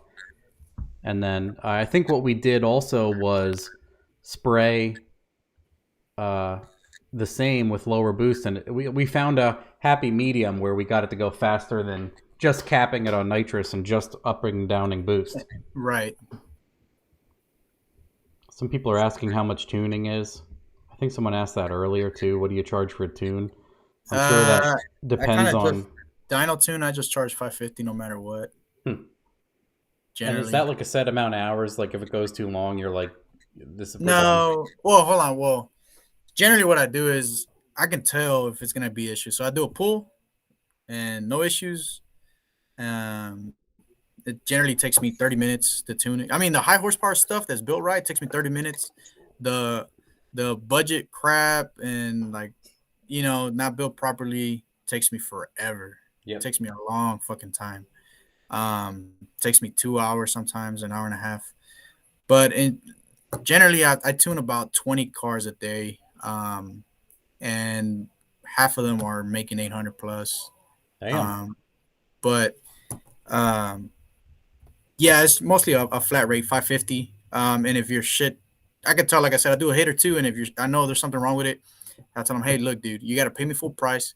Come back, because I got to lock it in, man. I gotta get my money, because I don't know if you're gonna go somewhere else after I told you what to do.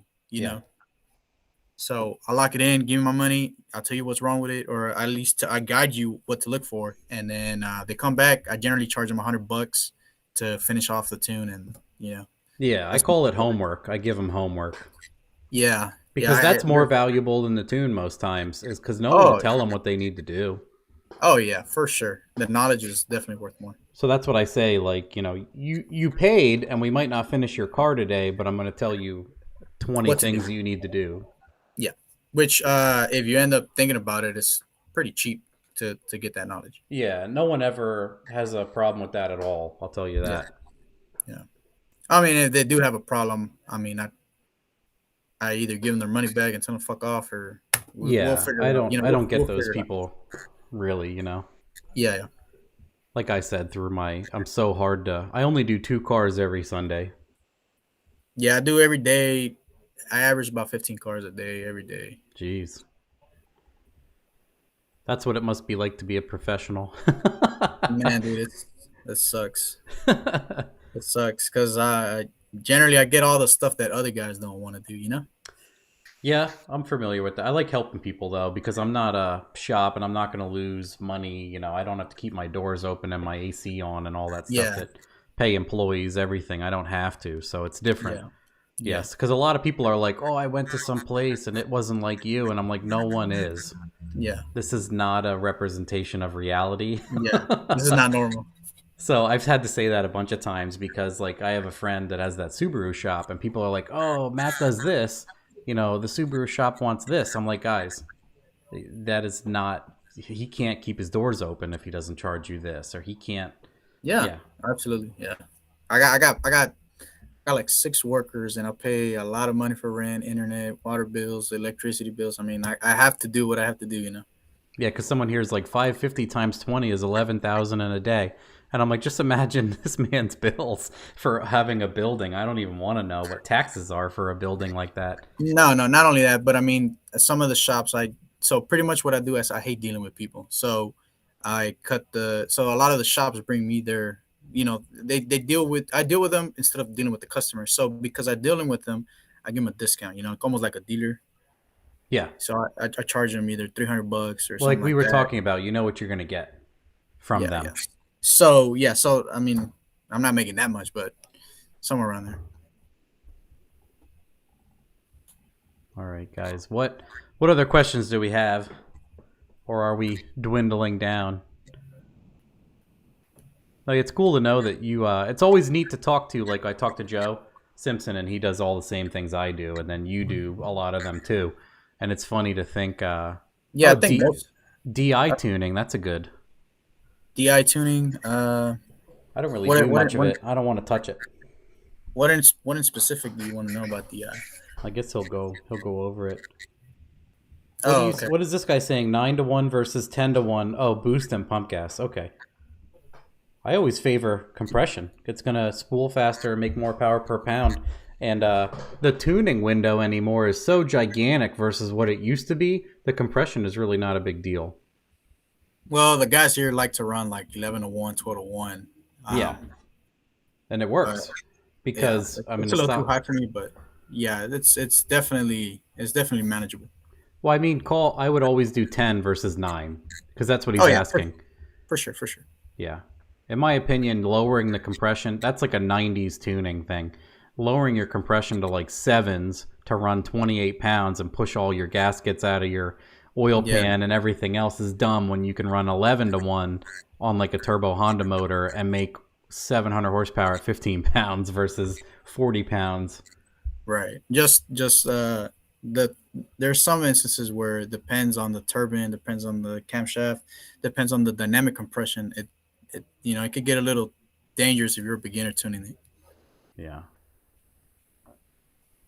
Always saying, how different is DI tuning? Are there any good options for standalone on like an Ecotec LNF or newer Volkswagen stuff? I'll say any high horsepower car with direct injection has port also. Port is the winner for horsepower. DI is like a clean idle and everything else. I don't think the DI necessarily makes more power. I think the LT just has a significantly better head and chamber design than LS's.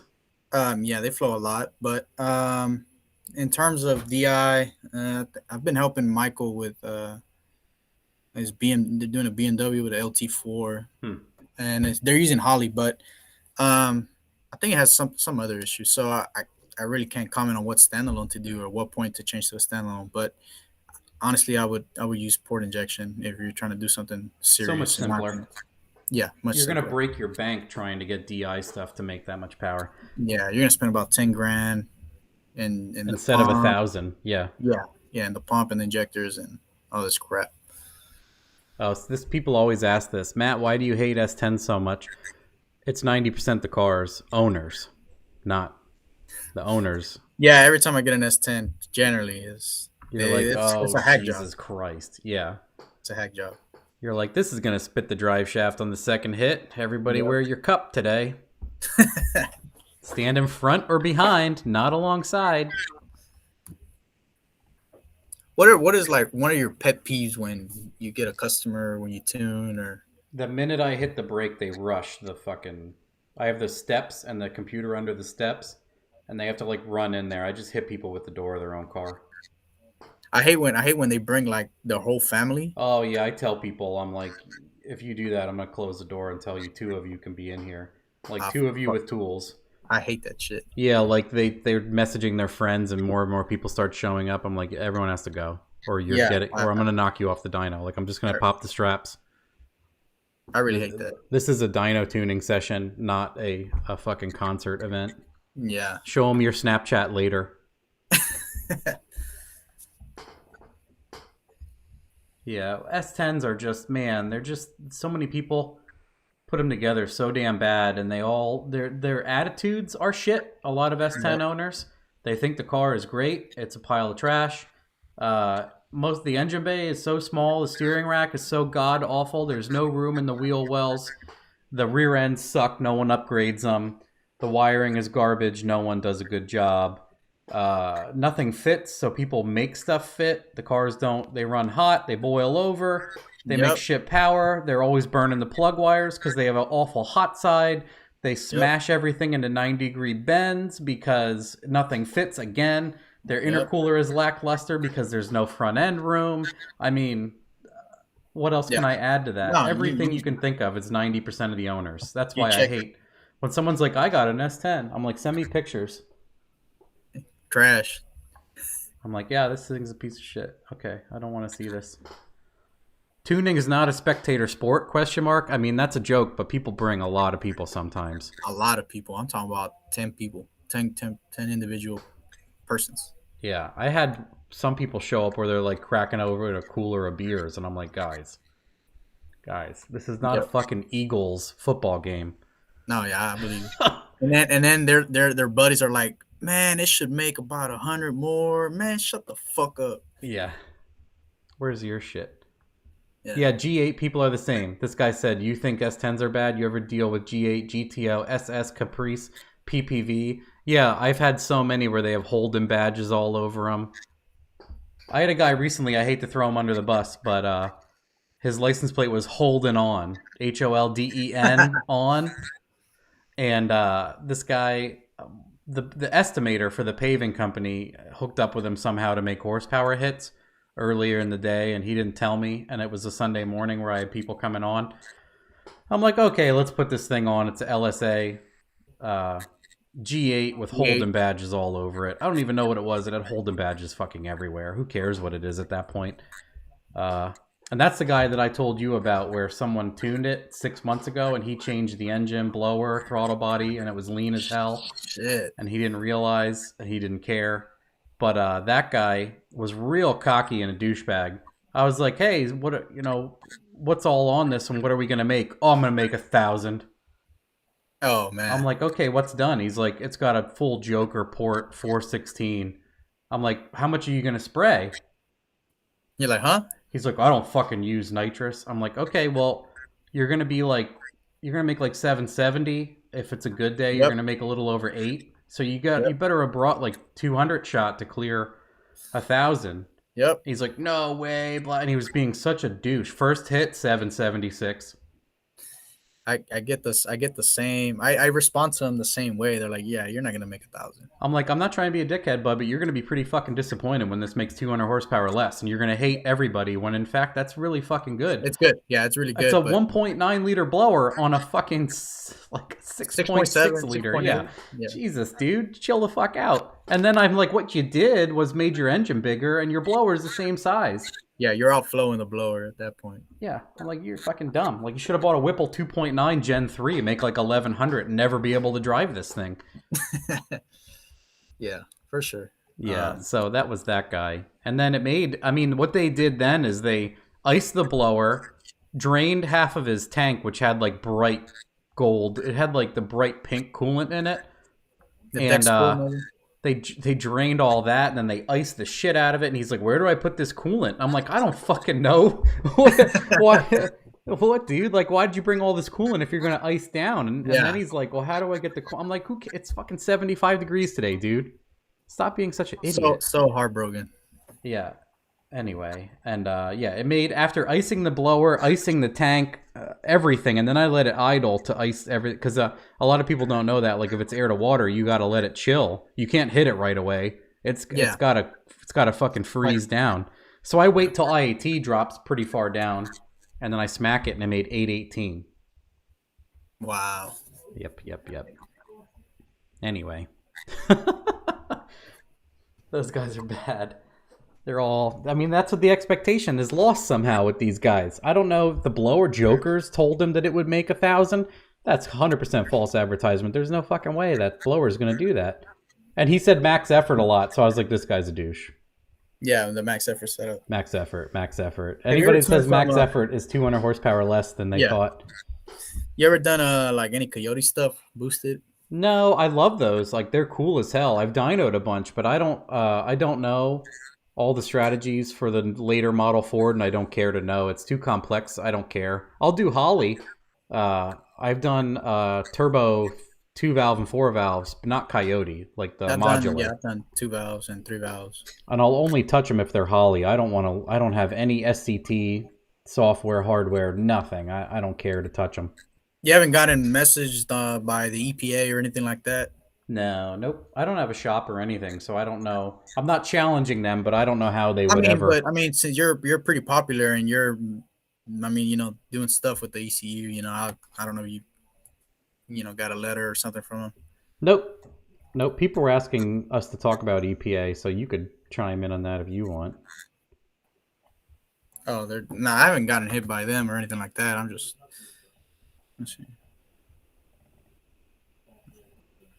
Ever deal? I fucking hate that M112, the Eden.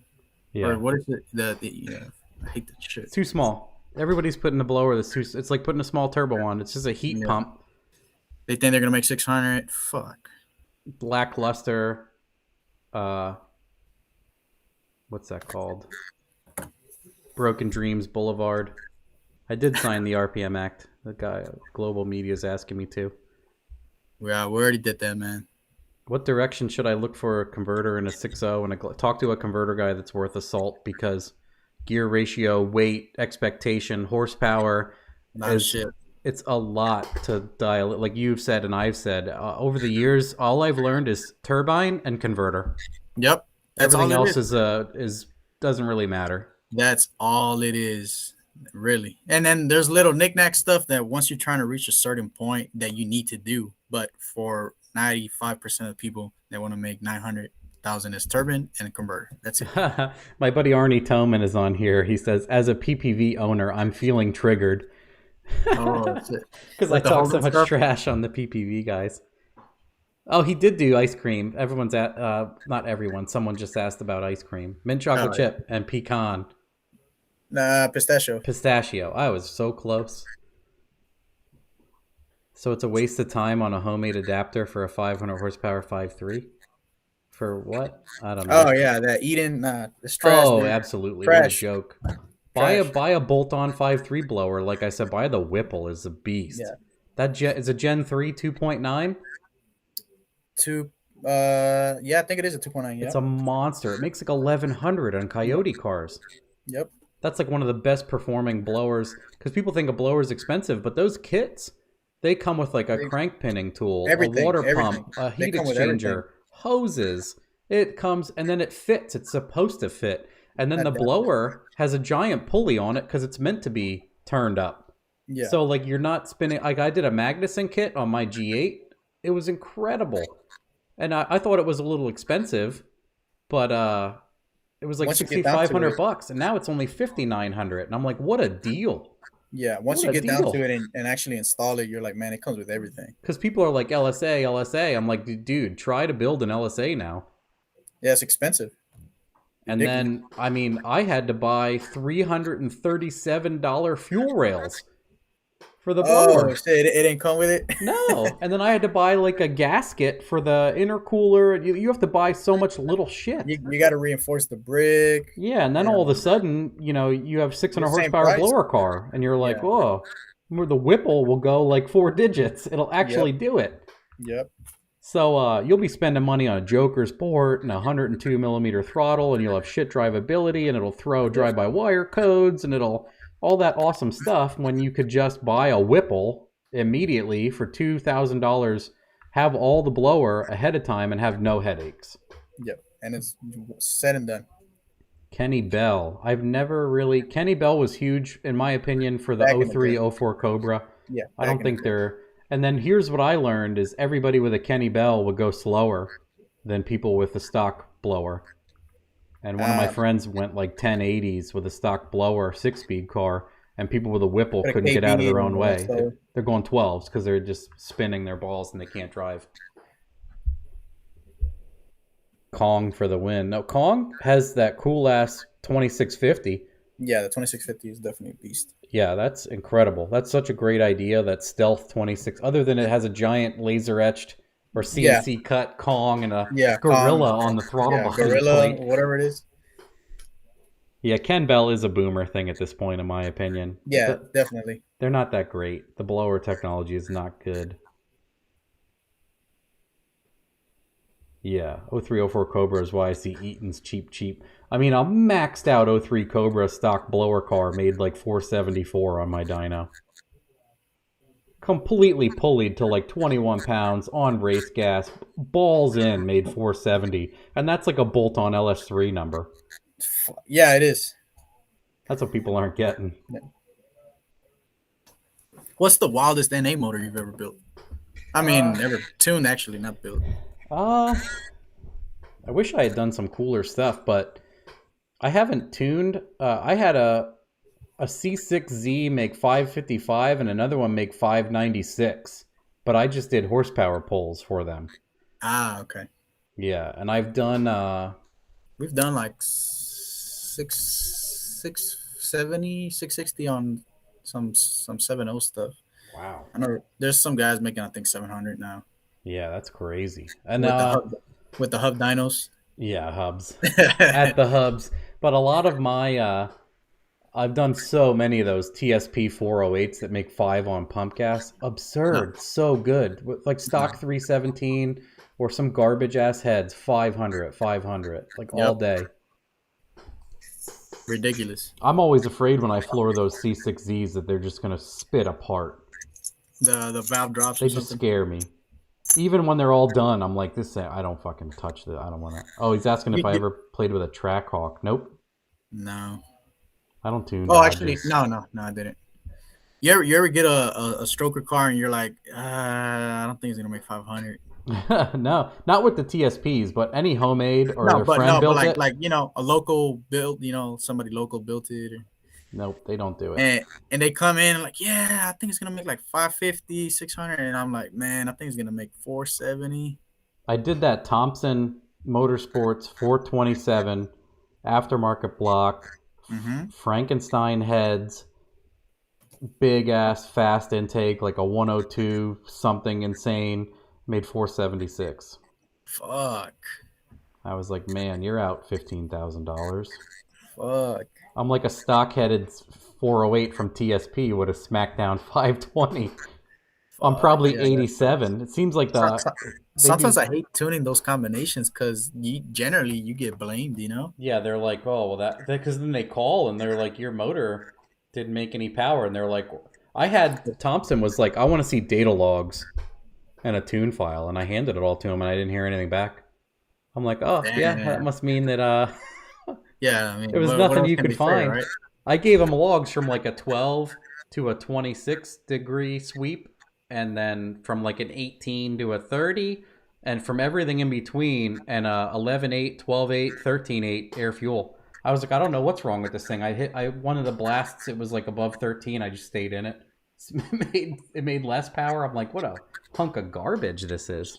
I don't think I've ever tuned a Thompson engine, but I've done some other ones from like well-known shops, and yeah, it's just generally garbage. Mark's my first instance with Thompson is Mark's car that dropped the valve like right into his LSX block, burped the intake off because it fired the cylinder with the valve dropped, and then another time it ripped the rocker right out of the cylinder head, and just everything. Was this their head? Yes. No. Yeah, I talked about it in a video, and then Kyle Thompson called Mark and was like, well, I can't believe you guys would put up a video like that. I'm like, because everyone's like, it's TrickFlow's fault. Little John was like, it's TrickFlow's fault. And then Little John was blaming me because he's like, no one will buy TrickFlows from me. And I'm like, well, Thompson prepped them and the valve fell out. I don't know if it's a TrickFlow head off shelf. I don't know if they did the valves. I'm just saying what happened. I'm just saying none of them made it right either. It was fucking bullshit. So yeah, I hate when the machine shop's like, bring it back, bro. I'll make it right. Yeah, but what about all the labor, all the gaskets, all the work? I hate that shit. Oh, this says Backwater Fishing says, what do you prefer, Gen 1 MS3 Pro or newer Evo stuff? I have only used one MS3 Pro. I've never used Evo anything, and at this point, I wouldn't use any of them. Just I'd stick a Terminator on it.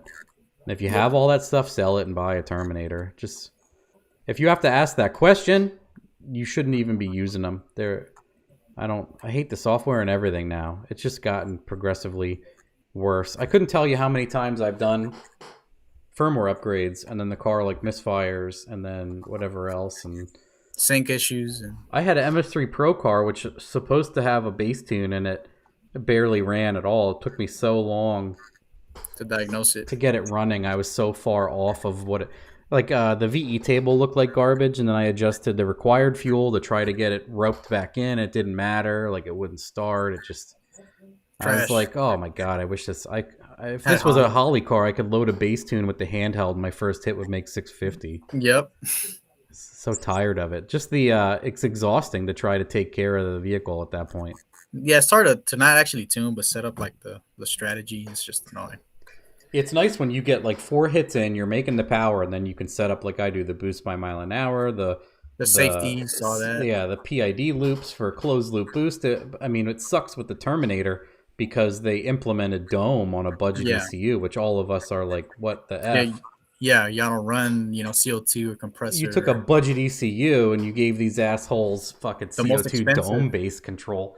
Meanwhile, a Dominator has like full-on map targeting with a base duty cycle table and a PID loop, and it's fantastic. And then you give people with a Terminator. I remember asking that, and they were just like silent. I'm like, they're like, we're not going to sell no more Dominators. That's not true. Nah, that is not true for sure. You're just going to sell 50,000 of these and some more Dominators once people... I think it's a good gateway drug, to be honest, because once you start wanting sensors... Start upgrading, you don't have to do anything. You just plug the Dominator into the existing harness. Yep. It's a straight path, and then you can add 96 IO. Yep. That's what I plan on doing in my truck. Just putting the ECU, putting the NTK sensor, and let's go methanol. Yeah, someone just said Terminator on a 4-cylinder. Yeah, Chris Ortiz had it on a Honda with a crank trigger and coil packs. Yep. And then we have it on, my friend's putting it on his Supra right now, and then we have it on the S10. VR6 Turbo S10. It's on. How are you guys doing it on the Supra? He's going to run a custom ATI balancer with teeth cut in it, and then a Hall effect. And then he's going to point. He has a cam trigger that's going to point at the cam gears, bolts, or he's going to make a plate that's like a 1X. He's going to do both, but he's going to do external trigger for the crank, and then he's going to run. I told him to buy R35 coils because you can get them for like $80 for the whole set of 6. Damn, that's cheap.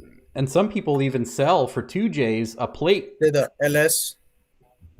He could run LS. I mean, I have them laying around, but what's cool about the R35 ones is they're like the exact height to drop in. Oh, the coil on plug deal or whatever. The little, it's got a little suction cup, little suction deal. Yeah, you just shove them right down in there. Yep. Yeah. R35 Nissan GTR coils. Because they're 3-wire, power, ground, and 5-volt trigger. Like it's meant to be. And then he could run LS ones, which I have for like free, but I'm like, it's a pretty clean car. And I'm like, if you're cleaning up all that, because it's a NAT, so it has like the distributor and all the other ugly stuff. So he's deleting all that. And I'm like, you might as well run shove down coil packs. It'll look even better. Hall effect or VR? I like Hall effect better than VR. Yeah, no. Hall effect for the win. Yeah. You don't have to deal with the voltage issues, or you don't have to clamp them with like a resistor if they get too high a voltage. Yeah.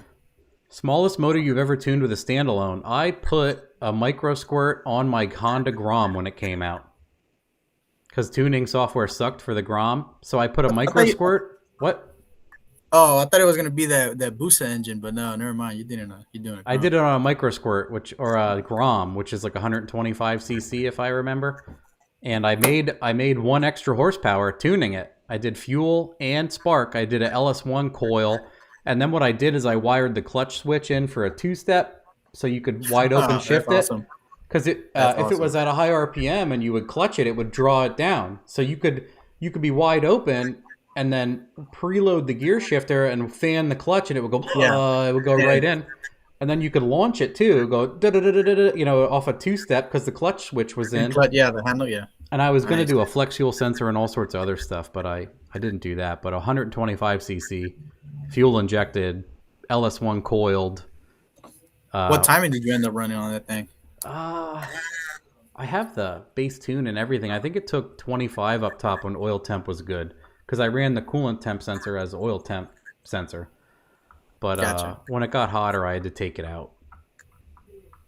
But man, did it have way better. It was like such a dog with the stock ECU with throttle response and everything. Yeah.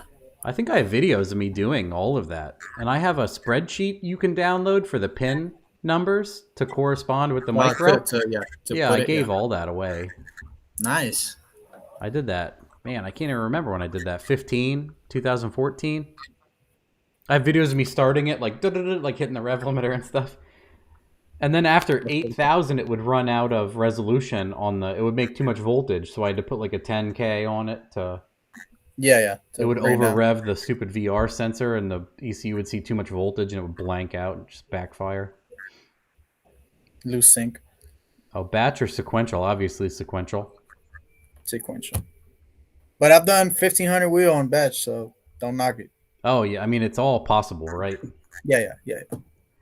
I would say sequential, you're going to use less injector, and then sequential, you can adjust cylinders, which I always pad back cylinders on every motor. Whatever's farthest from the water pump, I'm adding fuel and pulling a degree. Yep. You ever notice that? Remember we talking about the lean making more power when it's lean. Oh, ethanol. You don't think it's just we're compensating for that one cylinder that runs probably too rich? Don't know. Good question. Or too lean, actually, in this case. Sorry. You ever do? I did dyno tuning on an LS2 on an engine dyno at Ray Barton's with 8 widebands, and I have never been able to unsee the amount of unevenness in cylinders. So much variance. Yeah. I have never been able to unsee it, and that's why. So much. That's why on the dyno, I will move air fuel, and if it does nothing, I go right back down, and I will push it until it loses power or starts misfiring on fuel, especially on pump. Yeah, for sure. I've seen that. I've seen some where, I mean, you might think I'm doing something weird, but they like being rich. Yep. NA, and I don't know why. And I'm like, man, there has to be one cylinder or two that are just kind of really bad for this to make up. Yeah, for sure. Yeah, same thing. I mean, I always start low, like I said to you. Even on E, I start with like an 11.8 pump gas style target, and I move those around because every now and then, early on when I would tune stuff, people are like, man, why is it so rich? That guy did a terrible job. And I'm like, well, a 10.8 made the same power as an 11.8. Yeah. So why would you average, want to run rich? It didn't lose power until a 10.0. So a bitch is a 10.8 right now. Yeah. Right. And the extra fuel, in my opinion, is keeping the cylinder top ring cool, which is where you're going to run into an issue. But there are some guys, you ever heard this shit? Too much fuel will lift will butt a ring or some shit like that. And the fuel gets between the rings. Never seen it happen. Nope. I mean, how the fuck can you tell, you know? In milliseconds, the fuel is running down in, and yeah, I'm like I said before, if you break a bottom, you had pre-ignition and it punched it. It punched it and snapped the bottom of the piston. And then I love when people used to be like, well, just build the motor if you keep breaking it. I'm like, all I'm going to do is break more money. Keep repeating the same thing. I haven't learned yet. So, because the piston's stronger doesn't mean you aren't trying to fold the ring over it or knock that ring land so far out around that everything's dancing around. But yeah, for sure. You ever get? Oh, this guy's talking shit. Rick P says it's funnier. Earlier, you guys were talking about how lean you've ran stuff and made so much power. That was on E85, and it's only in. It depends on the setup. It depends on the setup. I only noticed it at high boost. Yes, it's a circumstance, and we went over it. If you actually listen to us, if you listen to it, we said we're talking about how if a car makes no power difference from a 10.8 to an 11.8 to a 12.8, people will leave it at a 12.8. Dumb as hell. Why? Dumb as hell. Just like if a car makes no power difference from adding degrees, you don't leave it in. Yeah. Anyway. But yeah, it's especially a thing on ethanol over 25 pounds. Yes. Because Hunter was doing that just the other day. He was tuning what he built. And he was saying he was trying to crack the 4 digits on his black Mustang that he built. and he was stalling out at like 9 and change. 80 or something. Yeah. And I was like, dude, Lean it out. it was like an 11.8. I'm like, dude, go 12.2 at least. And he Yeah. went 12.2 and it picked up like 42 wheel. Yeah. And I'm like, Yeah. do it again. Go to like a 12.6 and it picked up more. Yep. And then I'm like, pull your back plug and it looked conservative. I'm like, put a degree in it. And then it made like 10, 15 or something. And then he's like, that's all I wanted to do, even if I never use all of it. And I'm like, okay. He just wanted a satisfaction. Yeah. Yeah. And then he was running into waste in his head gasket. It flew. The car was flying. It went like 840 at like 160. And he's like, I'm pushing my gasket, but that's something, you know, I think he's using a stock head or some other clamping force isn't good. That's why I went with an aftermarket head also, because I learned from you, Jarrett, and a bunch of people that the aftermarket cylinder head deck is 3 times the thickness. Yeah. It's much harder to distort and lift. So I'm like, well, the power this is going to make, I might as well. Why not, right? I might as well. And then after my engine builder made those cylinder heads, I was like, holy shit, these weigh twice of what a regular cylinder head does. And then I realized how much more there was when it took an 8.1 inch push rod. Oh yeah. They're taller, yeah. Yeah. If you're running 8.1, you're running like a Frankenstein style head or something. It's a custom. He made his own cylinder heads, and they take an LS3 rocker, but they're cathedral port. Cathedral. Oh, I ran a set of that on my 6.0. Yeah, they're like a China cast, right? It's a custom casting that he finishes, and then but then you like a head guy finish them off. They put whatever valves they like. So he gets the casting, and then what's cool is it's a LS3 rocker cathedral port. And it's tall. Yeah, I noticed. It has a big the valve stem sticks out a lot. Yep. Yeah, I ran that on my 6.0, my stock motor, man. I threw a push rod in there, and it was like plink, and I'm like, where'd it go? Yeah. I had to run like a A250 because I was running the short track, the lifters, the 2116s. It was A250. It was the longest hell. That's funny to know, because mine took an 810 on the nose. Yeah, so A250, that's what I ran. Because I put that motor in my car, and I was so close to the brake booster. I'm like, I have done like 40 Fox bodies. Why am I so close? Why is it so close? Yeah. I'm like, something's fucked up here. Sometimes the turbo kit doesn't work. Like, you have to modify it, you know? Yeah, I was laughing because I was like, this is wrong. What happened here? Yeah. Oh, they're asking where you're located. Houston, Texas. It's Houston. Horsepower Factory, Houston, Texas. I forget where. It's Horsepower Factory TX, I think. Yeah, on your thing. But yeah, they have a nice Facebook page. You can call and Cesar will ignore you. No. Oh no, I don't answer. I got a guy. Yeah, you were saying. I'm just being funny. Oh, someone says, what intake air temperature do you pull timing at on E? That's just a subjective tuning thing because some cars will quit earlier than others. Some don't care. A lot of E85 cars don't care at all, but if it's non-intercooled, it's going to get so hot so fast. Dude, fuck it, non-intercooled. I don't try not to tune those. Yeah, people ask about that, and I'm like, I don't want to touch it. I don't tune. I try not to. I do them, but I tell them, hey, look, dude, you'll pick up 200 horsepower, put it in a cooler on it. Yeah, and you might just pop this one day when you're sitting too long and your under hood temps are fucking astronomical. Mm-hmm. What do you think of air to waters? I love them. Yeah? I love them because... Sorry? What kind? Like the intake sandwich or the standalone?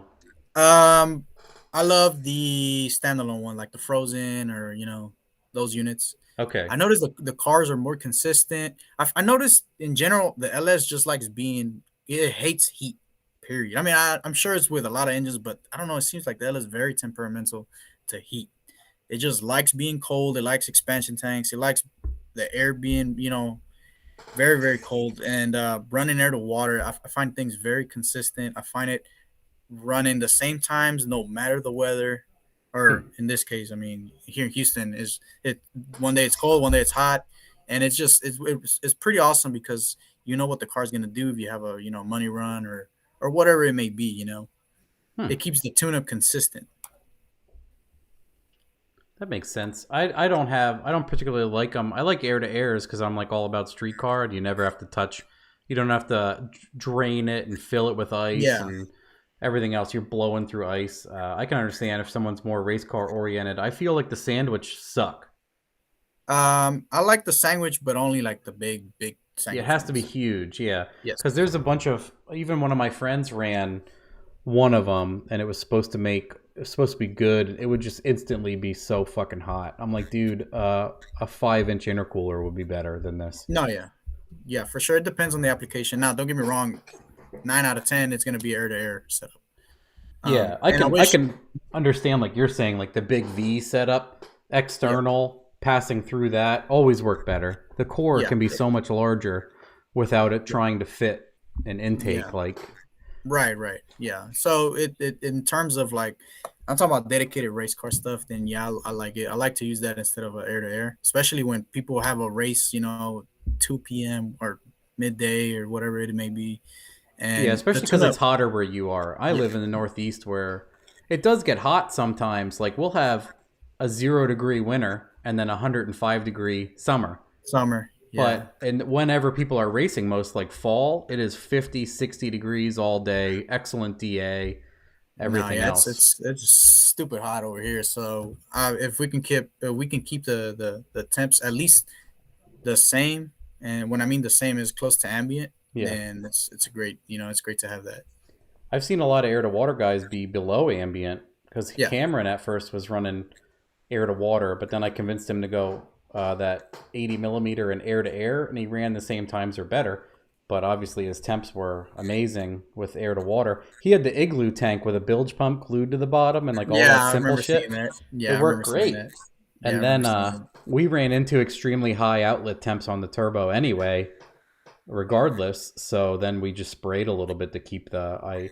Every now and then, people when he was making passes, the IET would rocket ship, and people were like, "Man, they wouldn't care about it going 918 on a stock bottom end and a 4,000 pound Crown Vic." They're like, "Your IETs are out of The control." dieties. Yeah, We're like, "What do you guys fucking know?" And then yeah, he's going fast. what we started doing was spraying it, and then inlet temps would actually go down for like the first 300 feet on the hit. I was gonna say, yeah, I've had instances where I spray it and it doesn't really help. It kind of stays the same. It cools a little bit, then it goes skyrocket We again. just did it like I said to you, like we did it to test the turbine, and we learned that yeah, if we were Yeah, spraying on a certain amount of boost, it would slow down because we were backing up more, and back pressure would go up, and everything, yeah, spike. all the Yeah, same things. And then, what was neat though is people were like, same thing, like the car's going fast as hell. Why does your IAT drop when you take off? Like no yeah, one cares about anything but the yeah. Nobody cares IAT. about the car. It's just that yeah, they're looking at the IET, something almost trivial. They're all tuners though. That's why they're Yeah. asking. We're like, no, that's how good the intercooler is. All right, are we ready? Is it long enough, guys? I'm putting Holly on an LT1 now, 24x conversion.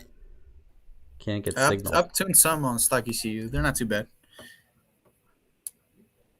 I had an LT1 car that did one of those PO1 conversions, and Yeah, it reads the cam off of like the front timing cover. yeah, yep. And that kit that guy sells, I've heard this now from like 50 people. The cam walks around, and then the thing loses cam sync. Because the Yeah, one and I you get did a would backfire. misfire at like 4,000 RPM Yeah, every time. you get a backfire. Yeah. Yeah. Hey, one of the things I don't know if it's well, it's common over there, but you ever have issues with 210s, like the injectors, like locking up on you, No. seizing up? Okay, so Oh. you let me give you an example. Like, let's say you blow up your 6.0, right, and it had 210s, Yeah. and you take the fuel rail off or the intake manifold off. Do you do anything with them, or you just slap them back on after you're done fixing the truck? Oh, if something breaks? Yeah, like let me give you an example. Like the truck's down for 2 weeks while you repair it, and the injectors are just there chilling. I And always flush them. If it's an E car now, I'll blow like WD-40. I'll hook them up. Like I do a lot of messing around with 12-volt stuff, so I have like low amperage AC adapters, and I have alligator clips, and I test stuff or do whatever, and yeah, then I will put those on an injector, and so it's wide open, and sauce something through it, or I will get like some kind of jar or container and dump the gasoline in it and let them sit in it, because gotcha. I've had that happen, and I've ruined perfectly good injectors by letting them. Once you expose them to oxygen, Yep. they like immediately corrode and rust, and that's it. Yeah, so we right here, at least in Houston, it's super humid. So you let them sit for like not even 3 hours, and Yeah, they seize the fuck up. They seize up. So um, we put them in trans fluid, but just maybe same thing. maybe a heads up to some people listening. Whenever let's say you blow up your motor, make sure to put 210s in some type of pickle fluid, I guess, or Yep. some type of trans fluid, WD-40, something. But they're gonna seize up, or if not partially seize up, and you're gonna have misfires. You're not gonna figure out 9 out of 10 or 8 out of 10 of the issues that I have with 210s when when the vehicle's misfiring is they left the injectors out in the open in the just outside in the garage or just in the back of the truck or the car, and they ended up seizing up because they didn't take them out the rail, and they didn't put them in like some oil or something like I that. did that to myself with my G when I was messing with the blower and injectors and stuff. I had it Yeah, apart for like a week, and I left them on like my bench in something, and yeah, I put them back in the car, and it was just I could tell it had like 4 cylinders running. And then yep. that's a good thing to tell people when they first start a car as like one of the dyno checklists. A temp gun, a Harbor Freight temp gun. I have a temp gun. Yep. I keep one at the dyno because yeah, Yeah. like something sounds funny, and I'm like Yep. Or if you don't have 290, a temp gun, 150. Ooh, that one right there. or you don't have a temp gun, a nice tip is get a water bottle, make a hole in the top, and just squirt the primaries and see which ones steam up and which ones don't. Yeah, the temp gun is. I can tell people if you start it in your car, uh, definitely. Yeah. Yeah, I did the same thing. Mine were SEPs in my blower, 1000s, and I've I could. actually never had problems with the SCP season up or Decas or any of those injectors, but only the 210s. They always seize up. That's Always. weird. Yeah, I had it. I let his 1000 sit way too long on my bench, and I even thought to myself like, I'm probably gonna ruin these, and then I was such a douche, and I did. So that's why like my buddy Mitch's car, uh, it's been going like low nines. It finally went at 8 with a Gen 3 like garbage can setup, stock Gen 3 intake, everything's. It had his drop-in 1000 truck Delphi, so Yeah. they look exactly like stock. The multi So connector, yeah. he went to a Trailblazer intake, so I got medium height EV14s, and he sent me 1500s. So we put those in, and the day I pulled his injectors, I stuck them straight in gasoline in a jar, and then I took them to my buddy's Subaru shop. He has a one of those Machine. cheap flow Yeah. bench Flow bench, because yeah. he does 4-cylinder Subarus, and they're all like the The car will bench is pop. 4. Yeah. Someone has a car, it has 6, but he only has 4 of the plugs in, obviously. But someone will pop their Subaru and he pulls it out and they suck. Or like he starts tuning a car where someone bought injectors and it's awful. They're And all then off. same thing. So I take him over there and he has like a detergent, mineral oil, something The, combination. It's yeah, to got like clean them. top lube in it and everything. So his car is straight E. And what's funny is if it's okay if it sits, but if it gets oxygen in the rail, that's where Yes. Yep. that's what That's I've what learned. happens. If you Yep. crack a fuel line, you have to rip Yep. all those bitches out or reconnect it when you're done and run fuel through it. Yes. Yep. That's exactly what I've seen too. So that's good to know that you have the same experience. Yeah, they have to. That's really important with E. And I think gasoline in general, because a lot of truck injectors and stuff when they sit are bad. Yeah. Because I've noticed that with Eric Durr. I've noticed it when we've done swaps with stock injectors, like a stock motor and like a C10. Yeah. And like Junkyard it's vehicle. misfiring like shit. And if you hold your fingers on the injector, it doesn't tick They at don't, they all. don't tick. They don't tick. Yeah. And if you take like a flathead, like you're hitting a float bowl on a carburetor and smack the injector, they They don't come to stick. life sometimes. Yeah. I did Yeah. one. Sometimes they don't stick. I did one where like 3 of the cylinders were running and we were smacking them and they all came back. Like all the cylinders were cold and we're smacking them Shit. all. Hilarious. But Hopefully, I don't yes, have to do that with atomizers. yeah, I'm even thinking about getting like a mason jar with that That mineral fluid. spirits, Yeah. The fluid, detergent, yeah. everything in it, and then just using that to just store immediate. Store Even though I don't injected. do it a lot, when you go to do that, you're like, shit, like I'm gonna Yep. ruin these. Yep. It sucks when like you put it back together and like fuck. I think the injectors are gonna be seized Yeah, the up. core's rusted now. There's nothing Yeah. you can do. Yeah, and I'm like, I don't trust them. They're like, oh, you can clean them. I'm like, nah, I don't trust them anymore. Oh, Monkey Fab said he just did that last week. Destroyed Oh, a set of injectors by pulling Yep. them out of E. I would say if you're gonna do anything with that car, you should drain the fuel and pickle it with gas, and then just start it and let it run to Yeah. get it all out of the injector and everything. Because gas, will degrade and take forever to be shitty, but it'll basically turn into paint thinner and clean everything. Yeah. So, but yeah, if you can dunk them into something, just like when you buy injectors, they just stink like that pre-lube. Yeah, whatever they put. Flow, test fluid, whatever. Yeah. Yeah, it all smells like mineral spirits. Yeah, temp gun does work on stock manifolds. Yep. Yep. It's even with the heat shields and stuff, if you just Yep. get you'll get it to a point where you get a good average. Yeah. Just shove it in there. I put it almost right on the things. I have the one where it has a screen and has like the range like purple, blue. Oh, you have red. a FLIR? I would love to get Oh yeah, one of those. that's what it is. A FLIR. Forward-looking infrared. Yeah, it shows a map. Yep, that one. I don't know. It was here at the shop when I moved in, I think. Damn. Yeah. I thought about very getting nice. one. You can get an add-on one. The cheapest ones you can get are an infrared FLIR camera for an iPhone. Oh, nice. I didn't know that, but I 'Cause it heard uses the they're almost display. expensive. Kind of expensive. A lot of them are coming down. Okay. That's literally the best tool that I have. Yeah, I want to look up one of those. They're not that bad. Actually, Milwaukee sells one. It's crazy how you know it was a FLIR. Yeah, well, that's why I know exactly what that is. Yeah. It means forward-looking infrared. Okay, yeah, that's exactly. It's what like a says. military, because people use that in data centers. I manage data centers. For the batteries. Oh. For everything, hard drives, computers, Wow. boards.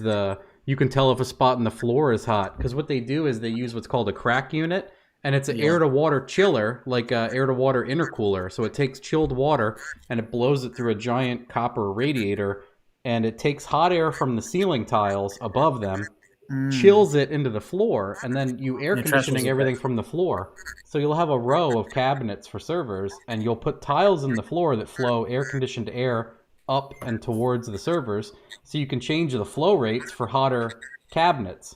Because if stuff's hotter and it all is even airflow, like it radiates one way or the other and it starts screwing things up. And then behind what you call the hot aisle, there's vents in the ceiling that recover it. So the vacuum and blowing power of the crack unit circulates this all automatically. Yeah, pushes it. Yeah. And then you can just change tiles to get different airflows. So what they'll do is they'll scan through. And then also if you're overloading power in a cabinet, the power wires will be hot. So you can point it at all the breakers in the ceiling above the cabinets and knowing that they're getting overdrawn. And yeah, you can immediately tell with the screen. Yeah. So you'll have a breaker box that's hot.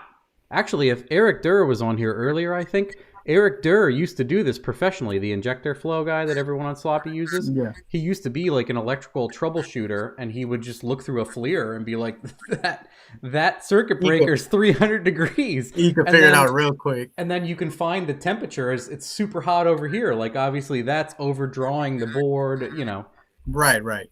So, yeah, you can do a lot. You can walk around your house and see where all your AC and installation leaking. Yeah, your installation's not working or whatever. I'd love to do that, actually. Someone just said, ever run Holley EGT can on stock manifolds. It should work fine because it's in the manifold. Yeah. Funny, I'm doing EGTs right now. And then I would like to. I should hit them up. I don't have a can EGT, but it would be cool to have. And then have a can EGT set up. This guy says, do you lock the ECU after tuning? In my opinion, that's illegal. I don't do that. You paid. Watch that video Tim McCannis did about any data your car produces is legally yours. Nah, I don't lock them because if you know what you're doing, you don't. People can steal your whole tune-up and it still won't work. Exactly. Yeah. It's just it depends on the setup. There's nothing special in the tune, you know. Yeah. So it's all in the mechanical. Anybody that locks their tune is afraid of what people will see, in my opinion, or they are like a Motec guy and they don't. Oh, the firmware. They're making so much money that I understand. Yeah, that's different. That's totally different than a Holley or a stock ECU person. Yeah. No, they got like proprietary firmware and all this crazy stuff. Yeah. Traction control strategies and. Yeah, that is okay. That's so much money. No, that's a lot of work to just give out for free. Yeah. And the only guys you're going to give it to are another tuner and another Motec tuner. Yeah, exactly. Yeah, and at that point they might work with each other. But I like the video that Tim McCannis did recently about not being a total idiot, backing up your stuff, knowing what you have. You know, you have to have a clear communication with your tuner, your dyno guy, and all of the above, that you own. You legally own any data that your vehicle produced. Doesn't matter who looks at it or gets it. Absolutely. It's I've never yours. tuned a ECU ever. Because he was saying, like, there's instances in these these pro mod things where tuners get emotional and leave. They take the whole guy's traction control data. He has everything. That guy has everything, and he just consults. And he's like, cool, I have a $250,000 paperweight now because this asshole bombed the tune and left with everything and won't answer his phone. Well, you can legally sue the shit out of that guy. Yeah. People don't know that. They just let it go. So, yeah, he goes into the length about not being an idiot and backing up. Right. And you own the data. That guy should be giving you every single thing if you ask for it. Yeah. And then if he leaves and gets emotional, he needs to forfeit all of it. Or do something else. It's not the sport for you or the job for you.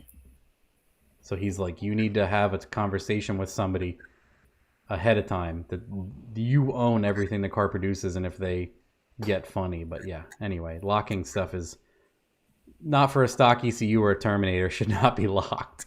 Yeah, I mean, there's nothing special. There's nothing to do that's different. No. Even if someone can see all of it, doesn't mean their car is going to A to B. Yeah, for sure. So, but like we said, Motec or something, totally different ball game. Yeah, anything they use. I think even Pro EFI or something like that. A lot of them have lock. You can even lock an HP tuner's car. Yeah. Dumb as hell. Yeah, hey, when I strap a car down, start pulling the file. Oh, exceeded number of attempts. Fuck. Shit, that sucks. Yuck. Then you have to put like some garbage in there and hope you get some stuff right. Yeah. I think Ortiz knows a way to take the password off. Or he's like, he does you do the like the pin, the ground bootloader, pin, yeah. Oh, okay. Maybe he has another method. I ground the pin and I do it right entire with another file. But I can never unlock it and see what what the contents are. I've never done that. Yeah. I mean, I could care less, anyways. Well, does anybody else have anything? What is it, 11:30 here? Yeah, so it's a good 3 hours. Yeah, 3:30 is what my thing says. 3:27. So that's fine with me. I think we went over plenty for people to observe. Yeah, to go back and look at it and know that there's nothing special. It's just parts. Yeah, a lot of that's what I learned when I started learning how to tune myself. There's no magic. Yeah, there's no hidden stuff. These people are all... Yeah, and then that's trying to make some money. Yeah, and then what I learned is there's, if they can't explain it, they have no clue. Sometimes you get lucky too. Yep.